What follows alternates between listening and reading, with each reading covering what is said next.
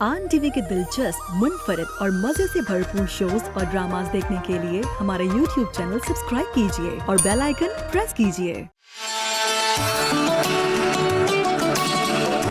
अस्सलामुअलैकुम and a warm welcome to आन रमज़ान। मैं अमारा नुमान एक बार फिर हाजिर हूँ आपकी खिदमत में, आपकी ज़िंदगी में कुछ रंग बिखेरने। और रंग बिखेरने से याद आया कि एक हकीर सी कोशिश है कि हम अपने इस प्रोग्राम के ज़रिए आपके चेहरों पे थोड़ी मुस्कुराहट ले आएँ, आपके दिल को हल्का कर दें। और माह रमज़ान देखें कितनी तेज़ी से गुज़र रहा है ये महीना, बहुत तेज़ी से गुज़र रहा है। और ज़्यादा से ज़्यादा हम सब की यही कोशिश है कि हम इसमें इबादत करें, इस महीने से ज़्यादा हम फ़ायदा उठाएं। लेकिन एक इस चीज़ का भी आप लोग ख्याल रखें और वो है आपकी अपनी सेहत, चाहे मर्द हों या ख़वातीन हों। जब हम ख़वातीन की बात करते हैं तो घर में वो सारा दिन मसरूफ़ रहती हैं, अपने घर वालों की खिदमत करती हैं, चाहे वो फिर जॉइंट फैमिली हो तो उनकी कोशिश होती है कि अपने सास ससुर या जो भी फैमिली में देवर जेठ हस्बैंड उनके बच्चे उनकी खिदमत करें। और कहीं ना कहीं वो फिर ख़ुद को भूल भी जाती हैं। और इसी तरह ये नहीं कि सिर्फ मैं औरतों के हक़ में बात कर रही हूँ, मैं मर्दों के भी हक़ में बात करूँगी कि जो हमारे मर्द हजरात हैं वो बाहर सारा दिन ख़ुद को थकाते हैं, काम करते हैं और उनकी कोशिश ये होती है कि हम अच्छे से अच्छा कमाएं ताकि हम अपनी फैमिली, अपनी बीवी बच्चों की तमाम ज़रूरियात ख्वाहिशात को पूरा कर सकें। और जिनके साथ वालदैन फिर रहते हैं वो तो हैं ही नसीब वाले, उनकी फिर कोशिश होती है कि हम अपने वालदैन को भी कुछ दें, या अगर साथ नहीं भी रहते तो फिर भी वो अपने वालदैन के लिए पैसे भेजते हैं।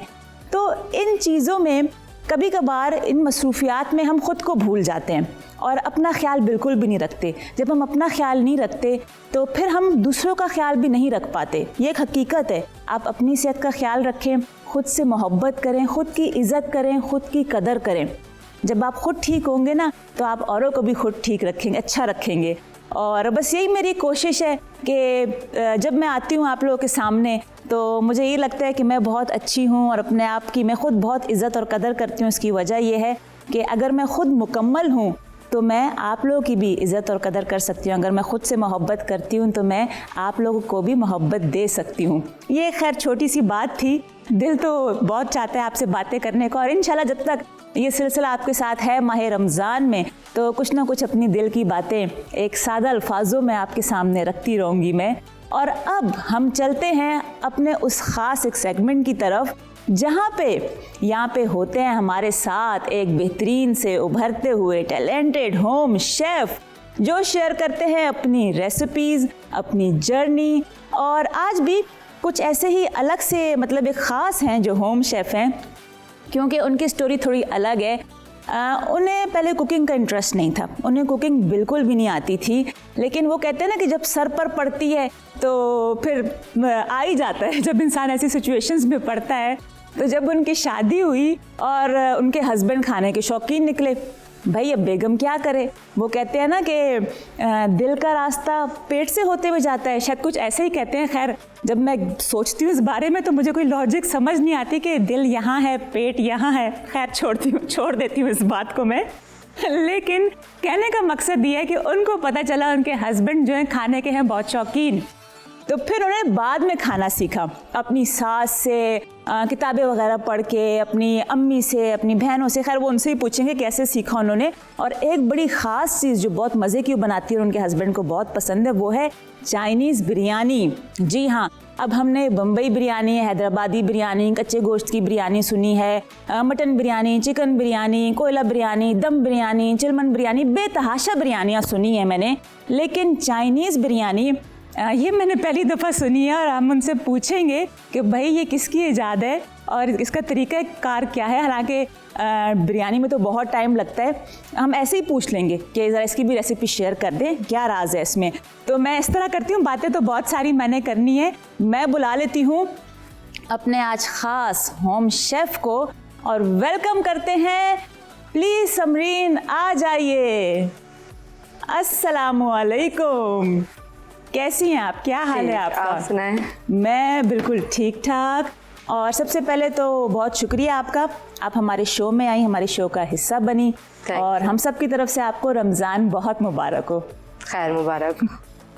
रिलैक्स है ना आप, सेट हैं, गुड। सही।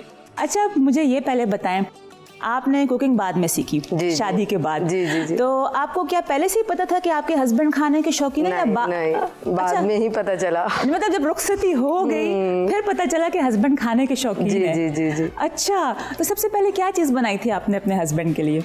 सबसे पहले मैंने बनाई थी अपने हस्बैंड के लिए, मेरे ख्याल से बहुत अरसा हो गया, 20 साल का टाइम गुजर गया, अब तो याद भी नहीं। माशाल्लाह 20 साल बड़े अच्छे तरीके से गुजर गए हैं, अल्हम्दुलिल्लाह। आगे भी आपका टाइम अच्छे तरीके से गुजरे।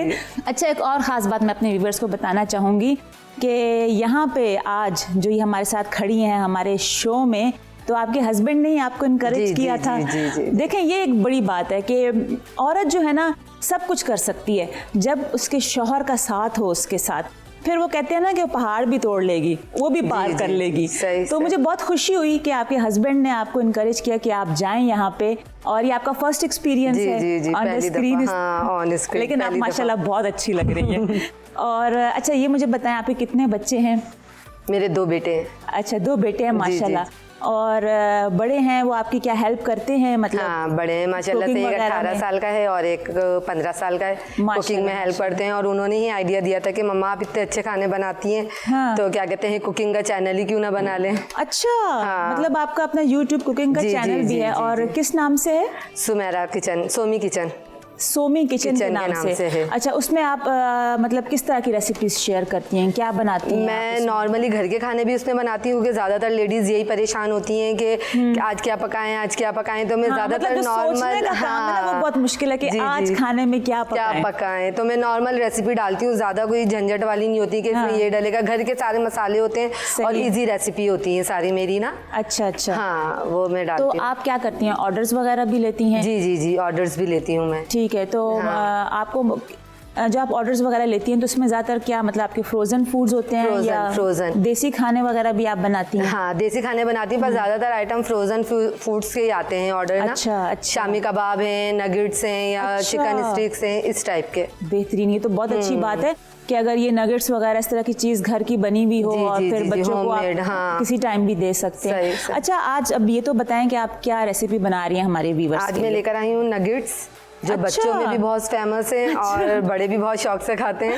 तो वो मैं बनाऊंगी। आपने सोचा कि मैं फिर नगेट्स ही बना लेती हूँ, क्योंकि बड़े भी वैसे खाते हैं अक्सर। मैं सच बताऊँ तो कभी मुझे दिल करता है मेरा तो मैं भी खा ही लेती हूँ नगेट्स बना के, और अच्छा लगता है, हेल्दी भी बहुत होते हैं। अच्छा, मैं तो कभी कभार क्या करती हूँ ना, मैं उसका रोल भी बना लेती हूँ। रोटी में रोल बनाया, कुछ वेजिटेबल्स डाली, सॉसेस डाली, और ये नगेट रोल बन गया। चलें, यही मेरा या तो लंच हो गया या डिनर हो गया, दैट्स इट। अच्छा, चलें आप अपना शुरू करें, क्या क्या इंग्रेडिएंट्स हैं इसमें? जी, मैं बताती हूँ। ये मैंने चिकन ली है, और ये मैंने ब्रेड क्रम्स लिया है। सही। ये है ब्रेड क्रम्स। मैदा लिया है 1 कप मैंने। अच्छा। और वाइट पेपर लिया है, ब्लैक पेपर लिया है, ग्रीन चिली ली है, सॉल्ट लिया है, एग लिए हैं, और ये मैंने क्या कहते हैं डबल रोटी का मैंने इसको वो पेस्ट कर लिया, क्रम्स नहीं, ब्रेड क्रम्स। ये है, ये मैंने डबल रोटी ली है जो होती है आम, जो फ्रेश घर में फ्रेश होती है, हाँ। उसको आपने चूरा कर लिया।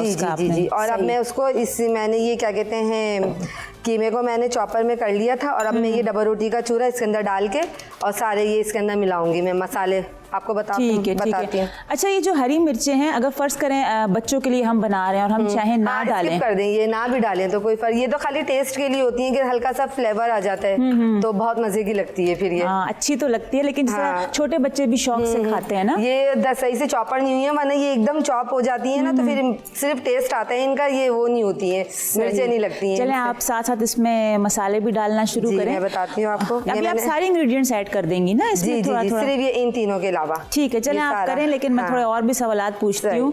मुझे ये बताएं, जब आपने जैसे अपना ये जो आप YouTube चैनल बता रही हैं कि आपने शुरू किया, तो हस्बैंड ने क्या बोला आपको? क्योंकि आप घर के भी मसरूफियात है, घर भी देखना होता है आपने, तो फिर आप किस तरीके से मैनेज कर लेती हैं? या हस्बैंड उन्होंने कुछ भी नहीं बोला, क्योंकि उनको खाने का खुद शौक है, तो उन्होंने कहा कि आप कर लो। तो मतलब वो इसका मतलब है कि खाना तो उसमें भी पक रहा है, फिर YouTube चैनल के लिए भी आप खाना बना ही रही हैं, और फिर उसके लिए बल्कि आपको रोजाना और नई रेसिपीज बनानी पड़ती होंगी अपने चैनल चलाने के लिए, तो आपके हस्बैंड तो फिर और खुश होंगे। इस वजह से फिर उन्होंने ज्यादा वो नहीं करा। अच्छा, आपने ये बताया कि आपने अपनी सास से भी सीखा खाना बनाना। जी वो जी, भी जी। अच्छा बनाती चाइनीज हैं। बिरयानी मैंने उन्हीं से सीखी थी। अच्छा, ये चाइनीज हाँ। बिरयानी असल में उनकी रेसिपी है? जी जी जी, मेरी सास की रेसिपी है जो मेरे वाह। शौहर को बहुत पसंद है। अच्छा अच्छा, तो ये चाइनीज बिरयानी में मतलब होता क्या है? चाइनीज राइस तो हमने सुना है, लेकिन अब देखो ना बिरयानी में तो वो मसाले जो कोरमा बनता है वो जहन में आता है। इसमें चाइनीज ज्यादातर तो चिकन से ही बनता है, पर ये जो मेरी सास बनाती थी वो बीफ के कीमे से बनाती हैं चाइनीज बिरयानी। अच्छा, हाँ, तो इसका जो कैसे मतलब मसाला वगैरह किस तरह तैयार करते हैं? मसाला वैसे आम चाइनीज बिरयानी की तरह बनता है, बस हमने कीमा डालना होता है इसके अंदर ना, सही। लहसुन अदरक से भूनकर, और फिर सारा हमने इसके अंदर क्या कहते हैं जो सब्जियां हमने चॉप की हुई होती हैं वो डाल देनी होती हैं। अच्छा। और वो सॉसेस जो होते हैं वो डाल के और फिर चावल डाल देने होते हैं। बहुत अच्छा। इसी रेसिपी। और फिर वो अंडे तल के उसको चौकोर चौकोर पीस काट के फिर वो है उसके अंदर ऐड कर दें आप। वाह, तो ये कि बहुत बेहतरीन। मजे की बन जाती है, कीमे से ज्यादा फ्लेवर आ जाता है अच्छा। बीफ के कीमे से। मैं तो फिर ये आपकी क्या बोलते हैं सासू माँ की रेसिपी ट्राई करूंगी अपने घर में, जरूर, और ये मैं जरूर क्रेडिट करिएगा। आपकी ना सासू माँ को ही दूंगी क्योंकि ये उनकी रेसिपी है, फिर आपने सीख के बनाई है अपने हस्बैंड के जी, लिए। जी, जी। अच्छा, वैसे आपके जो बेटे हैं माशाल्लाह दोनों बड़े हैं आपके, जी जी जी। तो उनको आप कुछ कुकिंग वगैरह सिखाते हैं? नहीं, वो सिर्फ खाने के शौकीन है या कुछ नहीं बनाते नहीं, भी हेल्प भी हैं? करते हैं मेरी। अच्छा, हाँ, ये तो बहुत वीडियोस अच्छी वगैरह बात है। ज्यादातर वही लोग बनाते हैं मेरी ना। अच्छा, और वैसे इसमें खाने में भी आपकी- हेल्प करते हैं। अच्छा, खाने में भी हेल्प करते हैं? हाँ। किस तरह की हेल्प करते हैं वो आप? किस तरीके की, जैसे अगर कोई सब्जी वगैरह चॉप वगैरह करनी होती है तो वो कर देते हैं वो लोग। अच्छा। काफी, हाँ, सामान वगैरह वो मैनेज कर देते हैं, सब लगा देते हैं सारा सामान वगैरह वीडियोस के लिए। बेहतरीन बेहतरीन। हाँ। मतलब सही सपोर्ट है आपको, हाँ, आपके साथ हाँ, आपके हाँ। बच्चों की, और माशाल्लाह पूरा वो आपका चैनल भी संभाल रहे हैं बच्चे, हाँ। और सबसे बड़ी बात है कि आपकी पूरी फैमिली बहुत सपोर्टिव है हाँ, आपके बहुत साथ। सपोर्टिव है। सही। चलिए, अच्छा, अब आप इसमें क्या ऐड कर रही हैं? ये आपने मैंने नमक, इसके काली अंदर मिर्च, 1 टीस्पून ये क्या कहते हैं ब्लैक पेपर लिया है, ठीक 1 है। टीस्पून मैंने क्या कहते हैं ये वाइट पेपर लिया है, ग्रीन चिली ली है 1 टीस्पून, और नमक तो हस्बे ज़रूरत ही मैं वो तो, बताती हूँ हाँ, कि हस्बे अपने, जायका हाँ। और अपने ये हिसाब मैंने से। 3 ब्रेड के पीस लिए थे जिसमें से 2 मैंने ऐड कर दिए। ठीक है, सही है। और क्या कहते हैं बस अब मैं इसी को ही अच्छी तरीके से मिक्सअप करके फिर मैं इसकी वो बनाऊंगी, फिर नगेट्स आप इसके बनाऊंगी। नगेट्स के शेप आप जी, इसको जी, दे जी, देंगी। हाँ, हाँ। और इतना आसान है और इतनी सिंपल इंग्रेडिएंट्स सिंपल, हैं इसमें, हाँ, और बहुत कि- easy बन जाता है, हाँ, जल्दी इसको से बन बनाएं जाता है। और फ्रीज भी कर लें हाँ, आप ना। फ्रीज भी कर लें, फ्रोजन आइटम भी है ये ना। और जब चाहें फिर बच्चों को दें। हाँ। अच्छा, आप मुझे ये बताएं कि आपने जिस तरह बताया कि आप पहले कुकिंग नहीं करती थी, जी, जी, जी। तो क्या वजह है? मतलब आप पढ़ाई में बहुत मसरूफ थी, या कभी अम्मी ने बोला नहीं? बहनें थी, बड़ी बहन थी मेरी, हाँ। वही करती थी। जब मतलब शादी हुई आप तो फिर- लाडली थी? जी जी जी, जी। और मतलब कौन सी आप मिडिल थी या सबसे छोटी थी अपने बहन भाइयों मैं में? सबसे बड़ी मेरी सिस्टर है, उसके बाद मैं हूँ, फिर अच्छा। 2 सिस्टर मेरी और है, फिर एक भाई है मेरा। अच्छा, तो वो बहन क्या कहती थी आपको, क्यों नहीं किचन में जाने देती थी वो बहन? वही सारे काम करती थी, वो क्या बड़ी भी थी, इस हाँ। वजह से वो मुझे आने ही नहीं देती थी किचन में। फिर जब अच्छा। शादी हुई तो फिर तो करना ही पड़ा। फिर तो सर पे आ गई भाई, अब क्या करें, अब तो तारे नजर आ गए, अब तो सही। करना ही पड़ेगा हमें। चले, आप बनाती रहें, ठीक है, और मैं थोड़ी देर में आपके पास आऊंगी और देखूंगी कि आपकी रेसिपी कहाँ तक सही, पहुंची सही। है।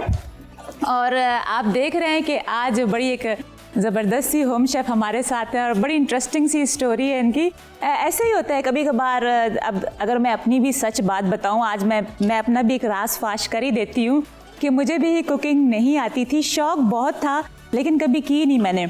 और मेरा भी यही कि वो जो कहते हैं ना, सर मुंडाते ही ओले पड़ना शुरू हो गए शादी के बाद ही मैंने भी कुकिंग शुरू की, और मैंने अपनी सास से सीखा क्योंकि वो बहुत अच्छे खाने बनाती थी और खाते भी थे, और मेरे हस्बैंड भी। तो मेरी भी शुरुआत ऐसे हुई खाने की। अब हम लेते हैं एक छोटा सा ब्रेक, मिलते हैं ब्रेक के बाद, कहीं जाइएगा नहीं, देखते रहे आन रमज़ान। वेलकम बैक, और आप देख रहे हैं आन रमज़ान।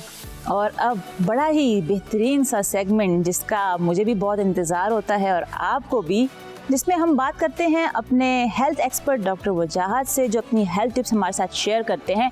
और आज का एक बड़ा ख़ास टॉपिक मैं उनके लिए लेकर आई हूँ, और वो है नींद। भाई मुझे अपनी नींद बहुत प्यारी है, और रमज़ान शुरू हो चुका है, और रमज़ान में जब रूटीन हमारी बदलती है तो हमारी नींद भी बदल जाती है। लेकिन ओवरऑल भी अगर हम पूरा साल देखें तो कभी ऐसा होता है कि हमें नींद सही नहीं आती। अक्सर मेरे साथ क्या होता है कि मुझे ऐसा लगता है कि मैं सो तो रही हूँ, लेकिन जब मैं जाग रही हूँ तो फिर भी थकावट है, या नींद टूट के आ रही है, या मुझे ऐसा लगता है कि मेरा दिमाग फिर भी चल रहा है। मतलब उसको सुकून नहीं चाहिए, शायद वो सुकून नहीं मांग रहा। और कभी ऐसा भी होता है कि मैं अपने घर वालों को कहती हूँ, अपनी बहन को, अपनी वालदा को, खासकर मेरी बहन मुझे बहुत छेड़ती है इस बात पे, मैं कहती हूँ मुझे नींद नहीं आती, मैं क्या करूँ, मैं बहुत कोशिश करती हूँ। तो वो हंसती है, कहती है सबसे ज़्यादा तुम ही सोती हो। मैंने कहा नहीं, जब मुझे ऐसा लगता है मेरा दिमाग चल रहा है तो कहती है तुम खामोश ही हो जाओ क्योंकि तुम ही ज़्यादा सोती हो। तो मैंने आज पूछना है डॉक्टर से, मैंने आज अपना मसला हल करवाना है कि मुझे बताएं कि ये क्या वजह है। और इसके अलावा भी बहुत सारी बातें हैं, जल्दी सोना, जल्दी जागना या लेट सोना, लेट जागना, जो कि हमारी मेरा ख्याल है कि सेहत पे असरअंदाज होता है। तो मैं बुला लेती हूँ हमारे बेहतरीन से ज़बरदस्त से हेल्थ एक्सपर्ट डॉक्टर वजाहत को। प्लीज़ वेलकम डॉक्टर वजाहत। अस्सलाम वालेकुम। वालेकुम अस्सलाम। अच्छा वजाहत, मैं आज बड़े ख़ास जो टॉपिक मैं यही लेकर आई हूँ नींद का, क्योंकि मैं आपसे ये जानना चाह रही हूँ कि रमज़ान में हमारी रूटीन एक तो बहुत चेंज हो जाती है और जो एक नींद का पैटर्न है वो मैं तो रमज़ान नहीं कहूँगी, यूजली भी मुझे लगता है काफ़ी डिस्टर्ब हो जाता है हमारा। अब आप ये भी हमें बताइएगा कि वैसे हमें एक हेल्दी स्लीप टाइम जो है हमारे लिए कितना ज़रूरी है, वो कितना टाइम है, और जो लोग देर से सोते हैं या देर से जागते हैं थोड़ा उनके बारे में हमें बताएं, और हम अपनी नींद को किस तरह सही करें कि मतलब जो ये कहते हैं ना, ये जो हमारा एक क्या बोलेंगे इसको, जो दिमाग चलता रहता है ना, इसको किस तरह शट डाउन करें, शटअप कॉल कैसे दें इसको जब हम लेटने जाते हैं। देखिए, नींद की जब बात करते हैं ना, तो नींद के हिसाब से हमारी जो नॉलेज है वो बड़ी मिस इन्फॉर्म्ड है। कोई कुछ कह रहा होता है, कोई कुछ कह रहा होता है। मिसाल के तौर पे अगर आप लोगों में बैठे हैं तो एक तो सारे डॉक्टर्स होते हैं माशाल्लाह हमारे, तो ऊपर से फिर अपनी बात बताते हैं। कोई कहता है कि नींद जो है वो 8 घंटे की जो है बहुत होती है, कोई ये बोलता है कि नींद जो है वो 6 घंटे की बहुत होती है। हाँ। और कुछ लोग आपस में ये बात करते हैं मैं तो 4 घंटे में फ्रेश हो जाता हूँ। अच्छा, मैंने ये भी सुना है वजाहत के आप 4 घंटे सो जाएं और बिल्कुल भी एक दफा आंख ना खोले और गहरी नींद सोएं तो बस आपकी नींद मुकम्मल होगी और यही इसमें आप फ्रेश हो गए। मतलब डेली आप इस तरह? नहीं जी, बिल्कुल गलत सुना आपने, जिससे भी सुना है ऐसा कुछ मैंने कहा भाई आप बैठे हैं तो मैं कंफर्म करूँ ना। देखो, जब तक अपनी बॉडी को चला रहे हैं, आप यूटिलाइज कर रहे हैं, आप थकते हैं, तो वो जो थकन है पूरे दिन की उसको आपने रिपेयर तो करना है ना, बिल्कुल, बॉडी को भी और ब्रेन को भी। और इसमें बहुत जरूरी है कम से कम 6 घंटे आपने सोना जरूरी है, जिसके अंदर 4 घंटे आपकी डीप स्लीप हो जाए तो बहुत अच्छी बात है। अच्छा। एक जो 2 घंटे हैं उसमें आपकी डीप स्लीप नहीं होती। सोने से पहले आप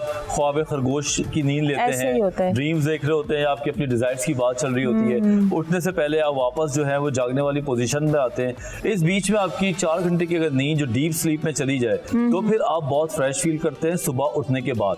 अच्छा। लेकिन सवाल ये है हमारा कि हम सोएं किस टाइम पे। बिल्कुल, हमारे कुछ लोग क्या कर रहे हैं, वो सोते फजर में और उठते वो 12 बजे हैं या 2 बजे हैं।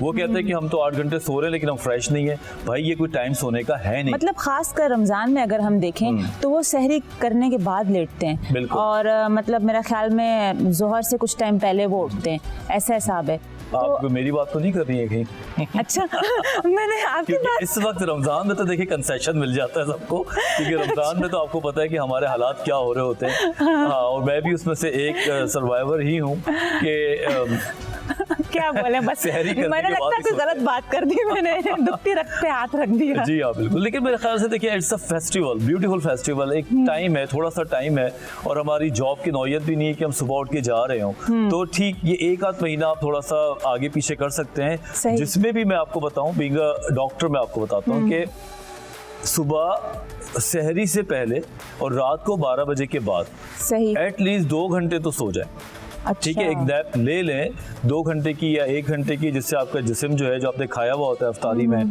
जो आपने काम किया हुआ होता है, फिर आप सहरी में दोबारा अगर खवातीन है तो काम करने जा रही हैं, मर्द है तो आपने काम पे जाना है, तो 2 घंटे वो हो गए। और सहरी के बाद भी अगर आपके 2-2.5 घंटे हो गए तो इस तरह आपकी नींद जो है वो बेहतर हो जाती है। अच्छा। जो लोग मुसलसल पूरी रात जाग रहे हैं और फिर सहरी करके वो मोबाइल देखते देखते देखते देखते सो जाते हैं और वो सुबह दोबारा 10 बजे उठ जाते हैं, तो उनके लिए जो रमज़ान है वो बहुत मुश्किल हो जाता है।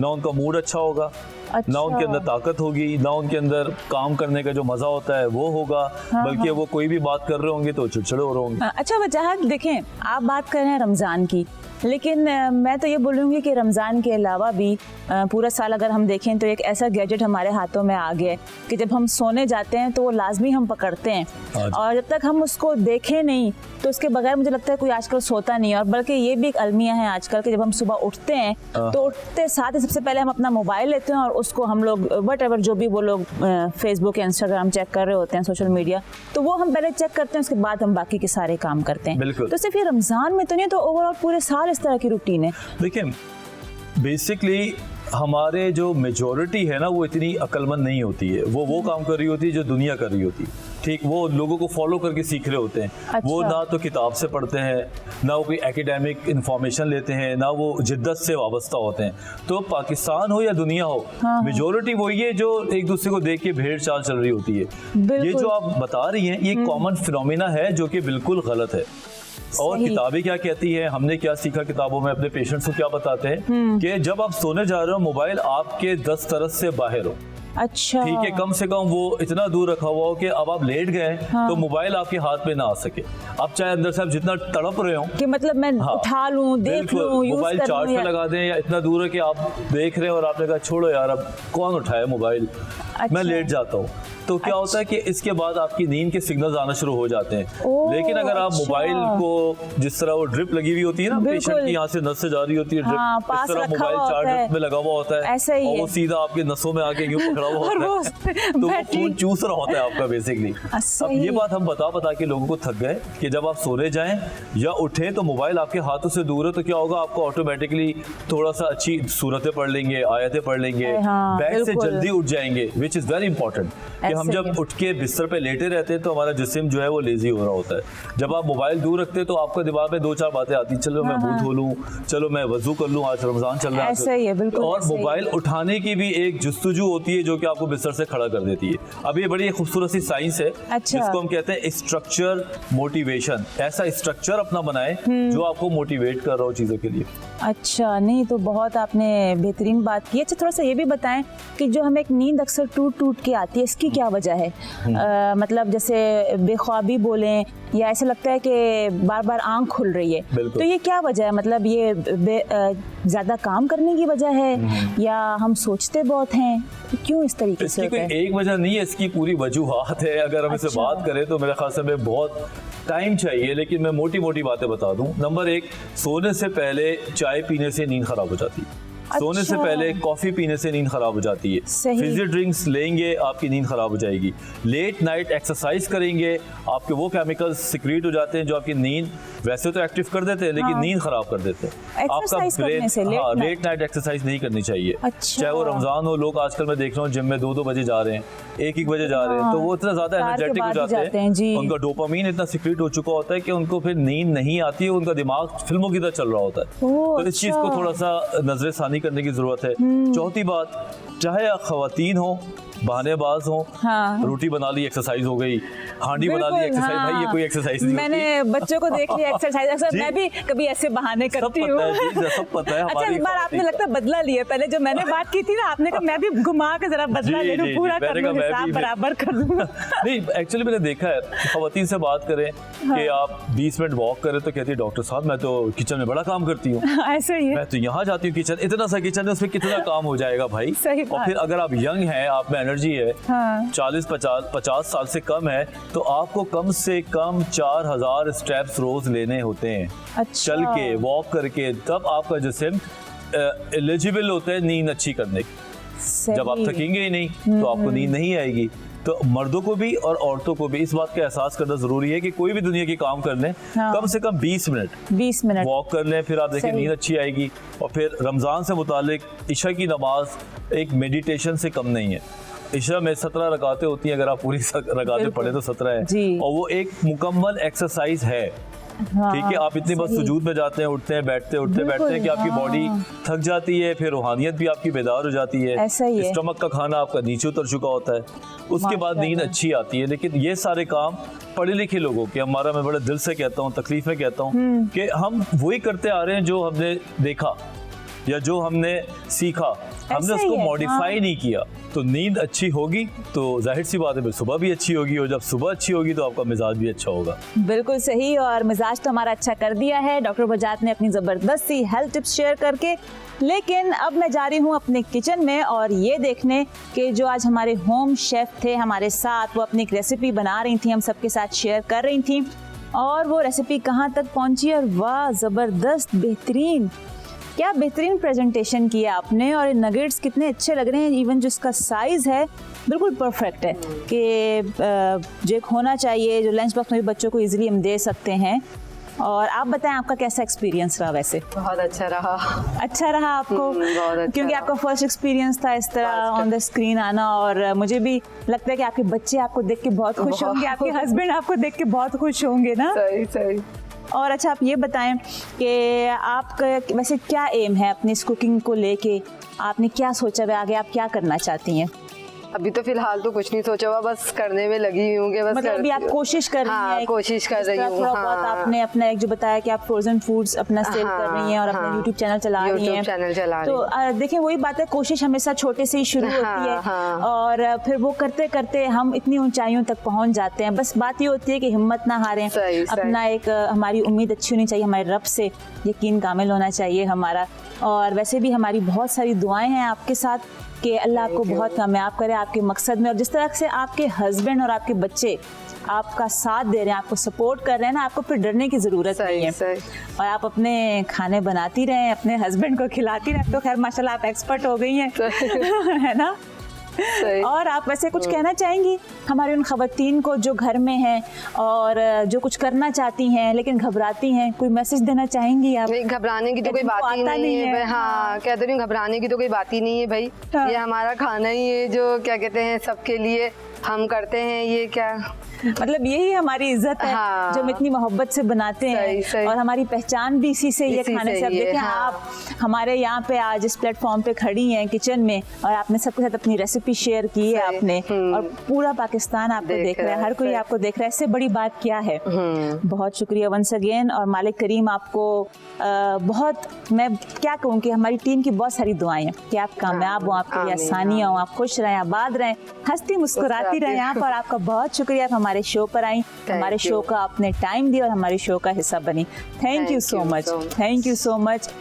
और नाजरीन, आपने जैसा कि देखा कि कितनी अच्छी और बेहतरीन रेसिपी इन्होंने हमारे साथ शेयर की है। बस मकसद यही है कि इनको सामने लाया जाए, ये जो होम शेफ्स हैं हमारे, चाहे मेल हो फीमेल हो, और आप लोगों को दिखाया जाए कि कितनी मेहनत करते हैं घर में बैठे हुए, घर भी देख रहे हैं। और उसके अलावा बेशक अगर वो फैमिली को सपोर्ट नहीं करे तो अपने लिए कर रहे हैं, अपनी जिम्मेदारी खुद उन्होंने उठाई हुई है, बल्कि इसके साथ वो फैमिली का भी करते हैं। ऐसी बात नहीं है कि जो कमाते हैं वो अपने ऊपर ही लगा लेते हैं।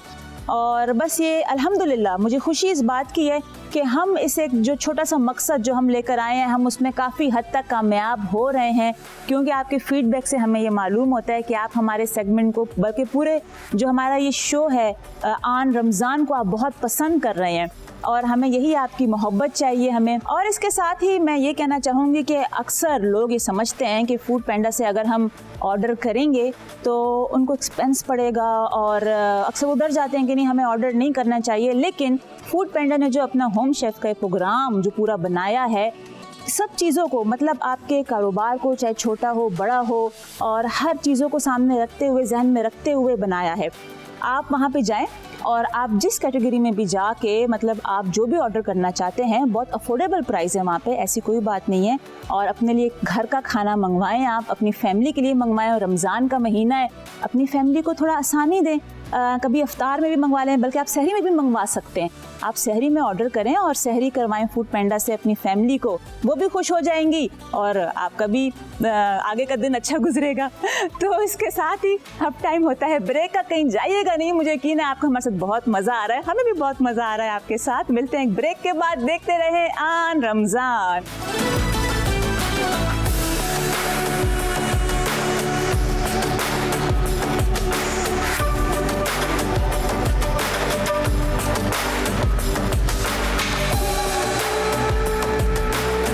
वापस आ चुके हैं, आप देख रहे हैं आन रमज़ान। और अब बारी है झटपट किचन की, जहां पे मैं आपके साथ रेसिपियां झटपट ही शेयर करती हूं और फटाफट करके दिखाती हूं, क्योंकि नाम ही ऐसा रखा है झटपट।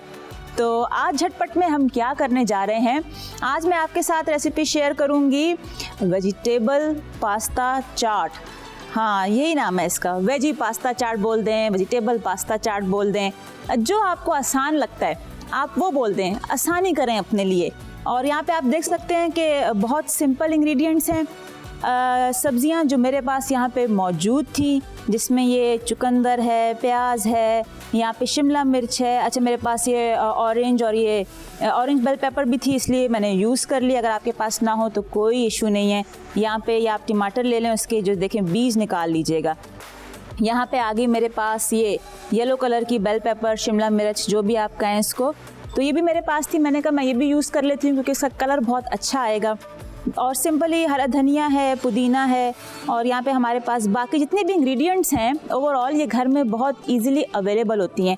झटपट में रेसिपीज़ एक आसान और झटपट शेयर करने का मकसद भी है आपके साथ कि कोशिश मेरी ये है कि मैं उस तरह के इंग्रेडिएंट्स इस्तेमाल करूँ जो कि ईज़िली एक तो मिल जाएँ या घर में अवेलेबल हो, या ऐसा हो कि अगर आपके पास पड़ी हैं तो आप उसको कहीं और पे यूटिलाइज़ कर लें। अब फ़र्ज़ करें अगर आपके पास यहाँ सब्जियों में मटर पड़ा है तो आप वो भी इस्तेमाल कर सकते हैं, या अगर आपके पास आलू उबले हुए भी पड़े हैं जिस तरह हम चाट के लिए उबाल के रखते हैं तो वो आप इस सैलेड में यूज़ कर सकते हैं। और आलू से मुझे याद आया कि यहाँ पे मेरे पास ये देखें, ये आलू भी है, एक बड़े साइज़ का ले लिया था, क्यूब में काट के इसको बॉयल कर लिया था। और यहाँ पे है ये पास्ता, आप किसी भी शेप का पास्ता इस्तेमाल कर सकते हैं। कोई वो नहीं है कि कोई स्ट्रिक्ट रूल्स हैं कि नहीं जो मैंने बता दिया तो आप वो ही इस्तेमाल करें। आप कोई भी पास्ता शेप इसमें ले सकते हैं। मैंने ये लिया है, तकरीबन 1 कप लिया था, और ये बॉयल होने के बाद देखें, ये ज़ाहिर बात है जब हम बॉयल करते हैं तो जो उसकी क्वांटिटी होती है वो ज़रा फैल जाती है। तो ये इतना हमारे पास है। इसके अलावा यहाँ पे ये सलाद पत्ता है जो मैं यूज़ करूँगी, और यहाँ पे ये ब्रेड क्रोटॉन्स हैं। ठीक है, ये नॉर्मली ब्रेड को मैंने फ्राई कर लिया था इस तरह क्यूब्स में काट के। आप चाहें तो अगर आप कहें कि नहीं हमने फ्राई नहीं करना तो आप बेक भी कर सकते हैं, लेकिन उसमें थोड़ा सा टाइम लगेगा। विदाउट ऑयल आप बेक कर सकते हैं इसको। 200 degree Celsius pre heated oven पे आप इसको करें। कितनी देर करेंगे, मुश्किल से आप कर लें 10 से 15 मिनट कर लें। चेक कर लीजिएगा क्योंकि ओवन पे भी डिपेंड करता है। कुछ ओवन इस तरह के होते हैं कि उनका टेम्परेचर जो होता है बहुत अच्छा होता है, हाई होता है, किसी का लो होता है, डिपेंड करता है ओवन पे। अच्छा, यहाँ पे देखें मैं ये सारी सब्जियाँ इसमें शामिल कर रही हूँ मैं, और सब्जियों को काटा भी क्यूब शेप में है।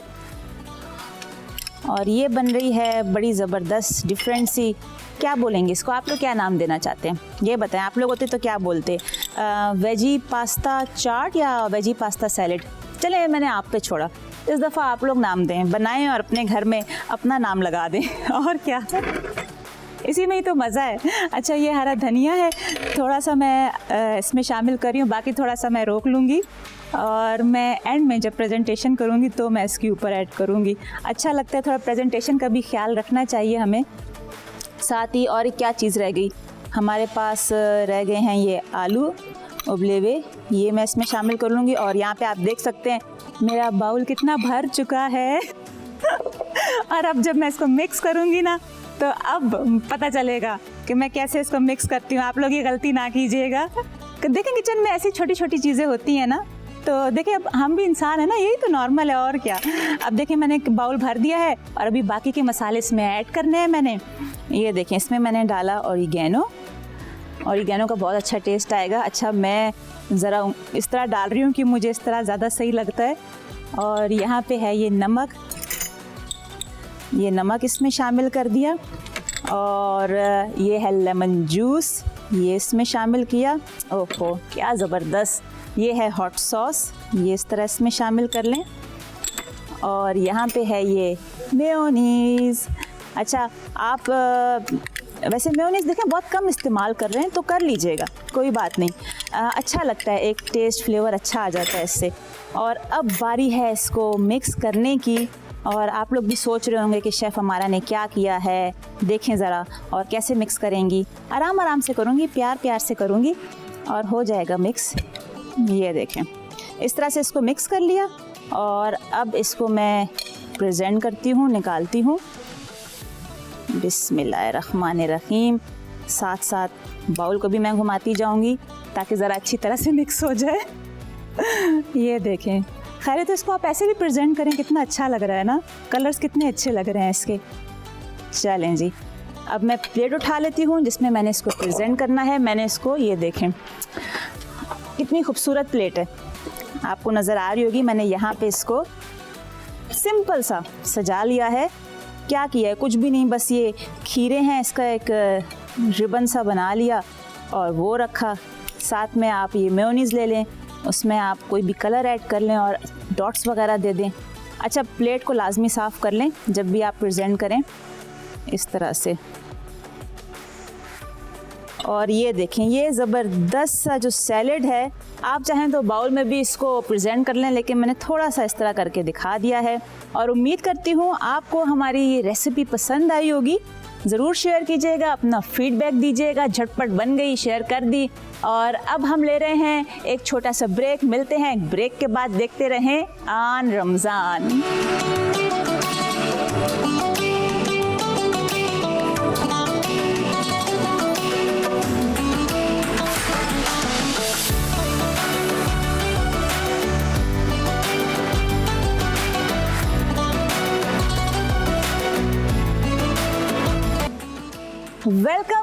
Welcome back. हम वापस आ चुके हैं। आप देख रहे हैं आन रमज़ान और आपका बहुत ही पसंदीदा सेगमेंट, कौन सा भला, जिसका आपको होता है बेसब्री से इंतज़ार।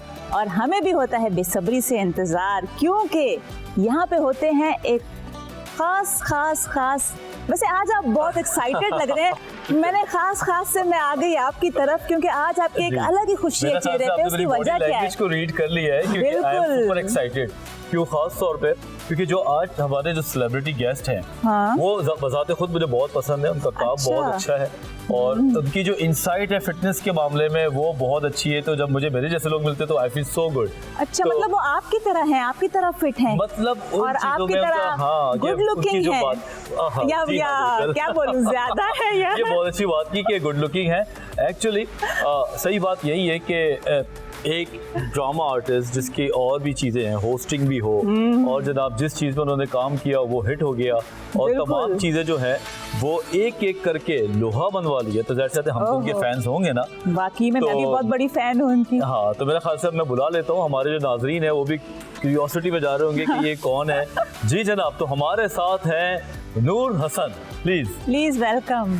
अस्सलाम वालेकुम। क्या हाल है? अस्सलाम वालेकुम। कैसे? ठीक है, thank you for the kind introduction. बस एक कोशिश की है हमने एक सादगी के साथ, वरना आप इसके, मेरा ख्याल से इससे बड़ा खूबसूरत इंट्रोडक्शन होना चाहिए था आपका। मैं थोड़ी देर पहले बैठा हुआ था और आप लोग बड़ी इंटरेस्टिंग बातें करते हैं, बिकॉज आपने बड़ी अच्छी बात की। आई थिंक हमारे सिलेबस में, हमारी पढ़ाई में जो है ना, हेल्थ, बिकॉज आपको सिर्फ एक इंसान के साथ कॉन्स्टेंटली जिंदा रहना है, वो है आपका अपना आप। तो मेरे ख्याल से जो आपको इकोनॉमी पढ़ा रहे होते हैं, आपको बायोलॉजी पढ़ा रहे होते हैं, आपको फिजिक्स पढ़ा रहे हैं उसमें, और वो इतना ब्रॉडर टर्म होता है ना कि हम उस ब्रॉड टर्म में कभी अपने आप को समझना भूल जाते हैं। आई थिंक आपकी न्यूट्रिशन, आपका एक्सरसाइज, आपका स्लीपिंग पैटर्न जिस पे आप लोग बात करें, आई थिंक ये सब छोटे बच्चों को सिखानी चाहिए, ताकि जब आप बड़े हों आप अपने आप को ज़्यादा बेहतर समझ सकें और ज़्यादा बेहतर ख्याल रख सकें। बिल्कुल सही बात है, ताकि कम से कम उनके रिफ्लेक्सेस में ये चीज़ें जो है वो शुरू से हों।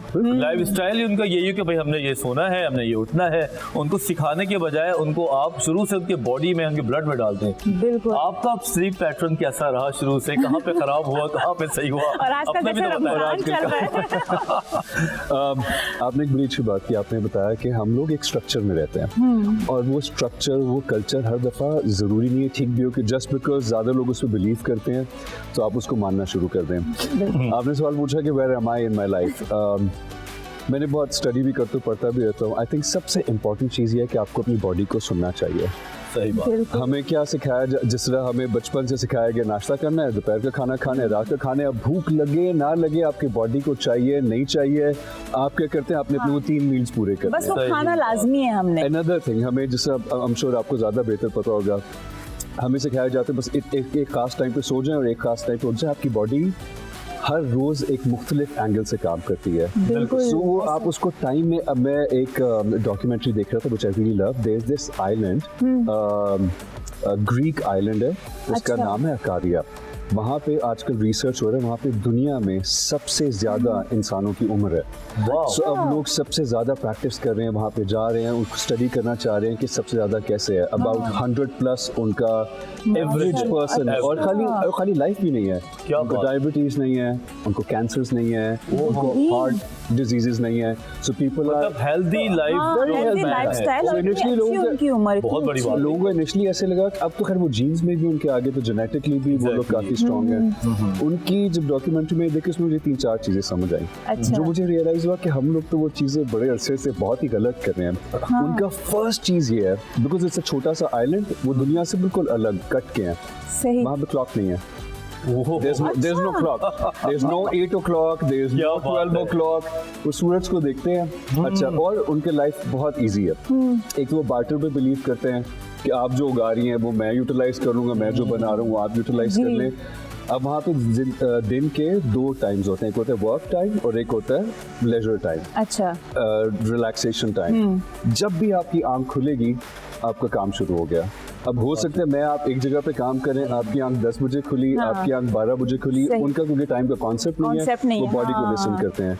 उसके बाद जब तक आप टायर्ड नहीं हो जाते आप काम करें। अच्छा। उसके बाद वो घर आते हैं, अपना नैप लेते हैं अगर उनकी बॉडी अलाउ कर रही है। वो बाई ऐसी जगह आप रात को 2 बजे भी निकलेंगे, आपको रोड पे बच्चे बाहर खेलते हुए नजर आएंगे, बिकॉज बच्चे अगर एक्टिव हैं आप तो उनको सब आप बॉडी सुने, सही बात है, आप बॉडी को सुने। क्या बात है। So this is I think one of the reasons कि हम लोग बहुत ज्यादा मोटापे का शिकार भी होते हैं, बिकॉज आजकल हमारा जो लाइफस्टाइल है वैसे स्लो हो गया है। बहुत स्लो अब हो वो गया जो है। 3 मील्स अ डे वाली हमारी बात थी, वो लोग कितने एक्टिव हुआ करते थे, पैदल चला करते थे, मतलब उनके लिए परफेक्ट था। परफेक्ट। अब आप ये देखें कि आपने आई थिंक अगर आप बहुत ज्यादा एक्टिव हैं, खास दिन उस दिन आप 5 दफा भी खा लें, बिकॉज आपको पता है वो कि आपको शायद जब भी खाएंगे ना जब आपकी बॉडी मांग रही होगी।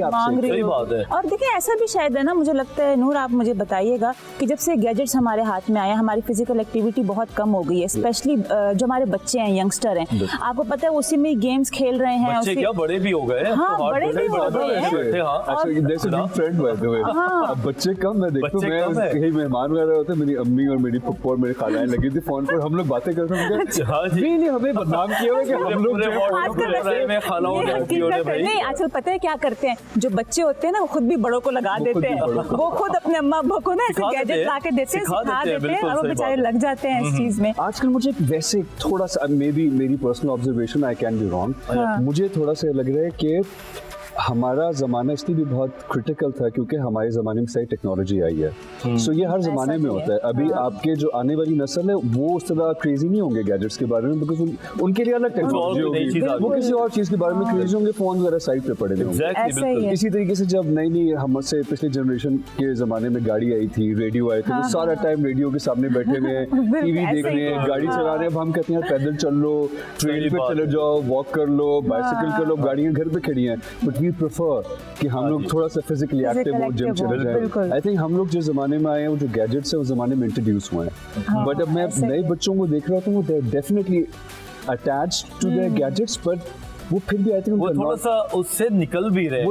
एग्जैक्टली उनको लगता है कि बस हो गई है, कहीं ना कहीं वो अपनी डेलिबरेटली वो स्पोर्ट्स में जा रहे हैं, क्लब्स में फुटबॉल बहुत खेलने का ट्रेंड पाकिस्तान में भी आम हो गया है। लेकिन अगर 10 साल पहले जाओ तो उस वक्त जो है ज्यादा जकड़े हुए थे ये लोग। अभी बच्चे जो है वो थोड़ा सा फिट हो रहे हैं, और फैमिली को भी चाहिए, मेरे ख्याल से नूर, फैमिली मेंबर्स को भी चाहिए कि वो करके दिखाए। ये ना हो कि वो लेट के बोले कि चलो भाई तुम जिम चले जाओ, तुम्हें शर्म नहीं आती, जाओ के तुम सो जाओ। सबको करना चाहिए वजह, मतलब अगर पेरेंट्स भी हैं वो भी साथ जाएं जिम, मेरा ख्याल में तो वो भी। लेकिन देखो सवाल तो वही रह गया ना कि स्लीप पैटर्न बात घुमा दी। I listen to my body, जब मुझे नींद आती है मैं सो जाता हूँ, और आई थिंक आपका पैटर्न तब बनता है जब आप अपनी बॉडी को अगेन सुनते हैं। सो आपकी बॉडी अपना खुद ही एक टाइम डिसाइड कर लेती है आस्ता आस्ता। So you don't have to force it. मैं सिर्फ ये कह रहा हूँ कि अगर फॉर एग्जांपल आज आपने डिसाइड किया कि 8 o'clock आपने सो जाना है, अब आपको नींद नहीं आई ना, डोंट पुश इट, बिकॉज आपकी बॉडी ऑपोजिट रिएक्ट करती है। अगर 8 बजे सोना होता है तो आपको 1 बजे नींद आएगी, क्योंकि आपने बॉडी को फोर्स इतना कर रहे हैं एक चीज के लिए जो नहीं। आपने इतनी बेहतरीन आज बात की, बल्कि मुझे ना आज जवाब मिल गया मेरे मसले का, तो मैंने टॉपिक इसलिए आज छेड़ा था। अब जिस तरह मैंने अपने ब्रेन को इस तरह ट्रेन कर लिया कि 10 बजे मैंने लेटना ही लेटना है, मेरी आंख लग जाएगी।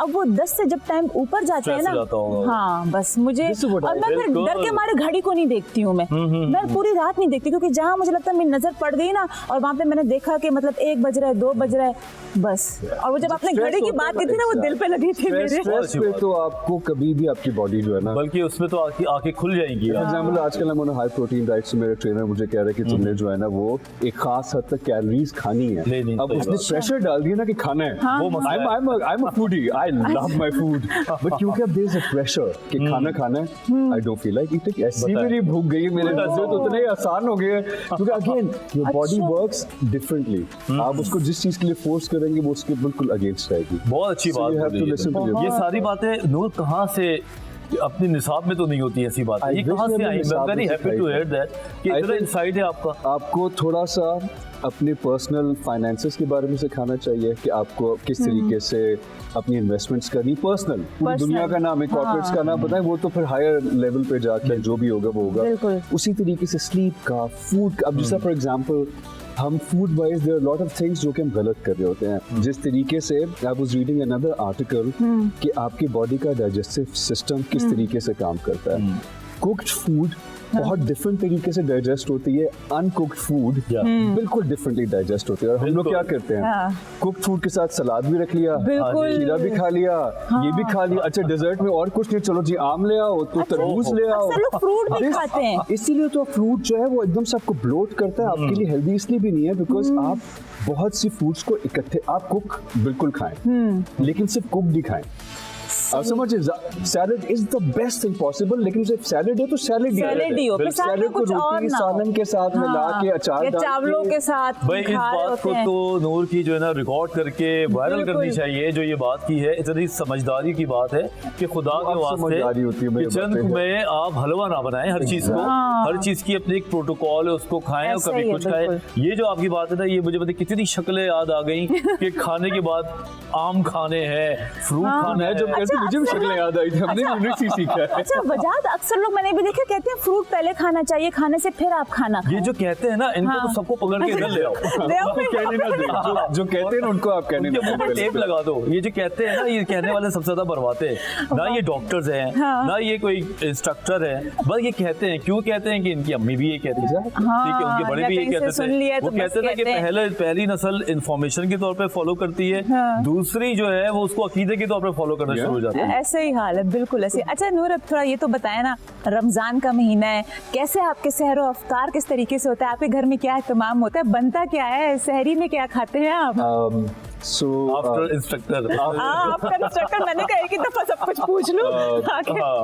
So, पहले मेरी अम्मी इस्लामाबाद में रहती थी, उनको 2 साल है, तो वो भी कराची में साथ मूव कर गई। So I'm really अच्छा। having a great time। पहले एक बैचलर काइंड ऑफ लाइफ थी, जो भी फ्रिज में पड़ा हुआ है वो खा लिया। अच्छा। अब अम्मी है तो प्रॉपर डाइनिंग टेबल सजता है, बैठते माशाल्लाह, हैं, हम लोग अच्छा। खाना वगैरह भी खाते हैं। बट अभी मैं और अम्मी इस क्वेस्ट में जो हम लोग, अभी मैं जो लेक्चर कर रहा था, तो मैं आपको ये नहीं बताऊंगा कि कितनी चीजें मैं मिक्स कर रहा हूँ, तो वी ट्राई टू सिंप्लीफाई हमारा खाना। अच्छा तो अगर हमने कोई एक चीज कुक की हुई तो वी ट्राई टू ईट, सो बहुत ज़्यादा हम लोग लेविशली नहीं खाते। और उसकी सबसे बड़ी बात ये भी है कि बिकॉज अगेन जो मैंने आपको बात बताई कि हम जब अपनी बॉडी को अगेंस्ट जाते हैं, जैसे आप खाने के इतनी आदी है, जब रमजान में हम नहीं खाते तो हम उसको क्या कहते हैं, डिफीट करते हैं। ऐसे ही है, जैसी हाँ। अफ्तारी आती है, अगर आप नॉर्मल फॉर एग्जांपल आप 300 कैलोरीज का मील खा रहे हैं, तो अफ्तारी में क्योंकि आपके जहन में क्या मैंने पूरा दिन नहीं खाया, नहीं खाया आप मैंने। 800 कैलोरीज का मील बिल्कुल ऐसे ही होता खाएंगे। It's exactly the same.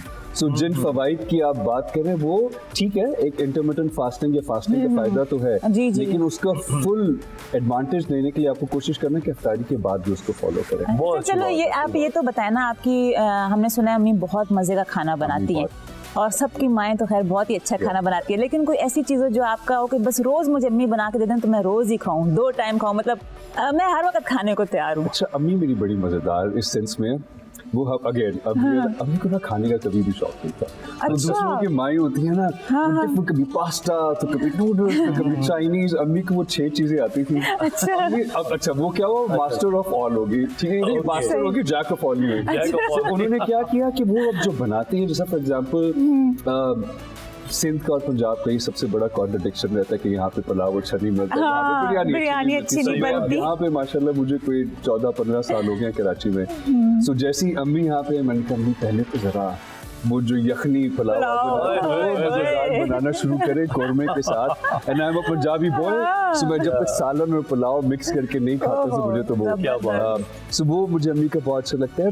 Then there is another thing, मेरा जो डोमेस्टिक हेल्प है खान मोहम्मद, ही सिंधी, तो मैं मोस्टली इंट्रोड्यूस बचपन में पंजाबी खानों के साथ था। अच्छा। He makes this thing, I don't know what it is, मैंने और कहीं नहीं खाई, वो अंडा को स्क्रैम्बल करके उसके साथ तोरी का सालन बनाते हैं। आई डोंट थिंक कि किसी ने भी वो खाई क्या होगी। बात। So अभी आपने क्वेश्चन किया कि कोई ऐसी चीज जो आपको रोज खाने का दिल करे, सो वो मैं कभी शूट पे होता हूँ एंड ही कॉल्स मी कि नूर भाई क्या खाना है, तो यार वही बना दो यार, and every day I eat the same, I am a happy puppy, so I really enjoy it. बेहतरीन, ये वैसे जबरदस्त। रेसिपी थोड़ी डिफरेंट है, हाँ, वही अंडा ना। और तुरई के साथ। और तोरई के साथ। मैंने लोगों को, अपने दोस्तों को सबको क्योंकि खिलाया है, मैंने यार एक ये देखा मैसेज ये करवा देना उसकी रेसिपी क्या है, मैं भी ट्राई करना चाहूंगा, क्योंकि इन मैं तो दोनों चीजों में जरूर खास बनाऊंगी। फैट्स भी नहीं है ना। बिल्कुल तुरई भी ऐसा ही सब्जी है और अच्छी और होती है, अंडा और अंडा भी वैसे आपको प्रोटीन प्रोटीन है, तो बिल्कुल डेफिनेटली हम ले ऐसा ही सकते है। हैं जनाब। अच्छा, आप किचन की हद तक जाते हैं पकाने के लिए, और आपके बहन भाई भी हैं, एक माशाल्लाह बड़ा भाई है, एक छोटी बहन है, आप बीच में हैं, तो लाड प्यार या काम? लाड प्यार। हम लोग बहुत वियर्ड फैमिली, हम लोग बहुत प्यार, और अब जैसे मैं अभी आप अगर घर में जाऊंगा तो पहले अम्मी को झप्पी डालूंगा, तो भाई, तो we are very physical people, ठीक अच्छा भी लगता है ना? हम हमसे बातों से प्यार नहीं होता कि यार अम्मी बड़ी याद आई, बच्चे तो झप्पी नहीं डालता है, मैं आई वाज मिसिंग यू काम पे, सो हम लोग वो इस तरह के लोग हैं। लेकिन प्यार मोहब्बत बहुत ज्यादा करते हैं। आई लाइक कुकिंग फूड, क्योंकि जब मैं नया यहाँ पे आया था कराची में, तो एकदम से पूरा हाउस होल्ड मुझे खुद ही रन करना पड़ता था। आई ऑल्सो रियलाइज्ड कि खाना पकाना सिर्फ एक काम नहीं है, इट्स ऑल्सो वेरी कैथार्टिक। कि अगर आप, it's like workout, it's like watching a good show, कि वो आपका जो माइंड जो है ना, क्योंकि खाना पकाना is also an art. ऐसे So ही if है, you have an artist in you, the way you make your food, Yeah, I think you it's the feel best good thing. You now. feel, अब कितनी दफा ऐसा होता है मैं खाना बनाता हूँ, मैं खाता भी नहीं हूँ, but just the process मुझे इतना मजा आ रहा था कि सुकून मिल रहा होता है। खुशबू and लग कितना प्यारा है और खाना जब सब। मसाले डलते हैं, जब ऑयल में वो आप तड़का लगाते हैं, अलग अलग जैसे फ्रेग्रेंस आ रही होती भाई है। आप अपने प्रोडक्ट को निकालने जा रहे होते हैं ना, तो वो एक सेंस ऑफ अचीवमेंट होती है कि जब आप कोई अच्छी चीज बनाते हैं तो आप लेकर आते हैं, ये देखिए जरा, और उसकी तारीफ करना भी बनता है फिर। और आई थिंक अगेन सारे पेरेंट्स के लिए मैं, अब तो खैर ज़माना बहुत ज़्यादा चेंज हो रहा है, लेकिन वो जो खाने को सिर्फ खवातीन की हद तक महदूद किया हुआ है, मुझे सिर्फ वो है, क्योंकि मैं जब पढ़ाई के सिलसिले में लंदन गया था and I lived there for 4 years, मुझे कतई प्रॉब्लम नहीं हुआ, अच्छा, क्योंकि मुझे खाना बनाना भी आता, मैं घर भी साफ तरह कर रहा हूँ। अभी भी मेरा जो domestic help, I don't like a lot of staff at home, so मेरा दिल करता है 1 या 2 लोग घर के काम के लिए हों, बहुत ज़्यादा ना हो। सो वो कभी जब जाते हैं साथ तो लिटरली मुझे प्रॉब्लम नहीं होता, मैं खुद ही ताकी भी मार लेता हूँ, मैं बर्तन भी धो लेता हूँ, मैं खाना भी बना लेता हूँ सुबह। ऐसी तारीफ की थी मैंने अपने guest So I'm just saying कि नहीं सीरियसली ये आपने जो बात की है ना, कि अच्छा मेरा भाई had to change himself because my brother was really जो एक हमारी सोसाइटी नहीं अपब्रिंग करती है एक बंदा से, तो हाँ कि वो चाय भी नहीं है, तो अब घर में काम वाला नहीं है या घर में खवातीन नहीं है, तो अब क्या करें, पानी के अलावा तो मुझे कुछ आता नहीं है। तो माशाल्लाह ही इज ट्रेन्ड, बिकॉज वो भी बाहर ही, उसको माशाल्लाह 16 साल हो गए हैं इंग्लैंड में। सो वो ट्रेनिंग अगेन वहाँ पे इतनी अच्छी होती है, क्योंकि वहाँ पे मर्दों को घर के काम करने के लिए नीचे नहीं देखा जाता, बल्कि अप्रिशिएट करते हैं। सही बात। और अब टाइम है ब्रेक का, हम लेने जा रहे हैं ब्रेक। देखते रहें आन रमजान। वेलकम बैक, हम वापस आ चुके हैं और आप देख रहे हैं आन रमजान। क्या वजह है नूर, आप भी बताएं कि हमारे यहाँ क्यों इस तरह के वो किचन में जाना अच्छा नहीं समझते, या और औरत के साथ हल्का फुल्का भी थोड़ा बहुत हाथ बटाना नहीं अच्छा समझते? काम होते हैं, आप उनको डिफाइन नहीं कर सकते। फॉर एग्जांपल अगर मैं बैंक में जाता हूँ, आई कांट डिफाइन कि सिर्फ मर्दों का काम है, खवातीन भी बहुत अच्छा काम कर ले। यार आप जिम जा रहे हैं, हर जिम में अब तो खवातीन के अंदर का जिम है, बिल्कुल मसल चसल लेकर आ रही होता है। लाइक हमने सारी जिंदगी वर्कआउट को मर्दों से एसोसिएट किया। Now women have so much potential too. So वो ये है कि आई थिंक अब आजकल बच्चे वैसे चेंज हो रहे हैं, बट आई थिंक काम है हर की, और आई थिंक इट्स पावर। जिस तरीके से ड्राइविंग करना खवातीन के लिए बहुत इंपॉर्टेंट है, अब वो एसोसिएटेड मर्दों के साथ है, लेकिन सोचें आपको कितना लिबर्टी फील होती है कि यार आप रिलाई नहीं कर रही, आज आपको जाना है काम के लिए, आप खुद ही गाड़ी में बैठेंगी, गाड़ी चलाएंगी, पहुंचेंगी, होगी, you don't have to wait for another person. बिल्कुल. आई थिंक खाना पकाना या घर के काम आना मर्दों के लिए इज एग्जैक्टली द सेम. जरूरी है. हाँ, आना चाहिए, भले ना करें, आप लेकिन ना कभी करें. ना कभी जरूरत पड़ ही जाती है जिंदगी वैसे में. भी देखिए ना, काम तो सारे अगर आएंगे तो इसमें आपके नंबर कम तो नहीं हो जाएंगे, बल्कि आपको जो है लाइफ स्टाइल में इजीनेस फील होती है. ऐसे ही और है, फिर मैं बिल्कुल. कहता हूँ हमेशा, बिंग डॉक्टर भी मैं हमेशा लोगों को, कपल्स को कह रहा होता हूँ कि मोहब्बत भी तो इससे बढ़ती है जब आप Exactly. कंट्रीब्यूट कर रहे होते हैं. अगर आपकी वाइफ किचन में बड़ा काम कर रही है तो आप जाके एक प्लेट धो दें, उससे कुछ नहीं जाता. यहाँ पे आप बोले तो कहते हैं यार मैं किचन में तो जाता ही नहीं हूँ. और जहाँ इसका एक और बहुत बड़ा फायदा है. हाँ. पहली एक मैं चीज पढ़ा था जिसमें वो कहते हैं कि दो चीजें जिंदगी में कभी रायगा नहीं जाती हैं. एक आपके एक्सपीरियंसेस, बिल्कुल. जब ट्रैवल कर रहे हैं आप, गुफ्तगू कर रहे हैं, और दूसरा आपका स्किल सेट, कि अगर आपको कोई काम आता है ना, वो एट एनी पॉइंट आपको जरूर कहीं ना कहीं काम आ जाता कहीं काम है. अभी आपने एक बात सही. की कि मोहब्बत का भी एक तरीका है.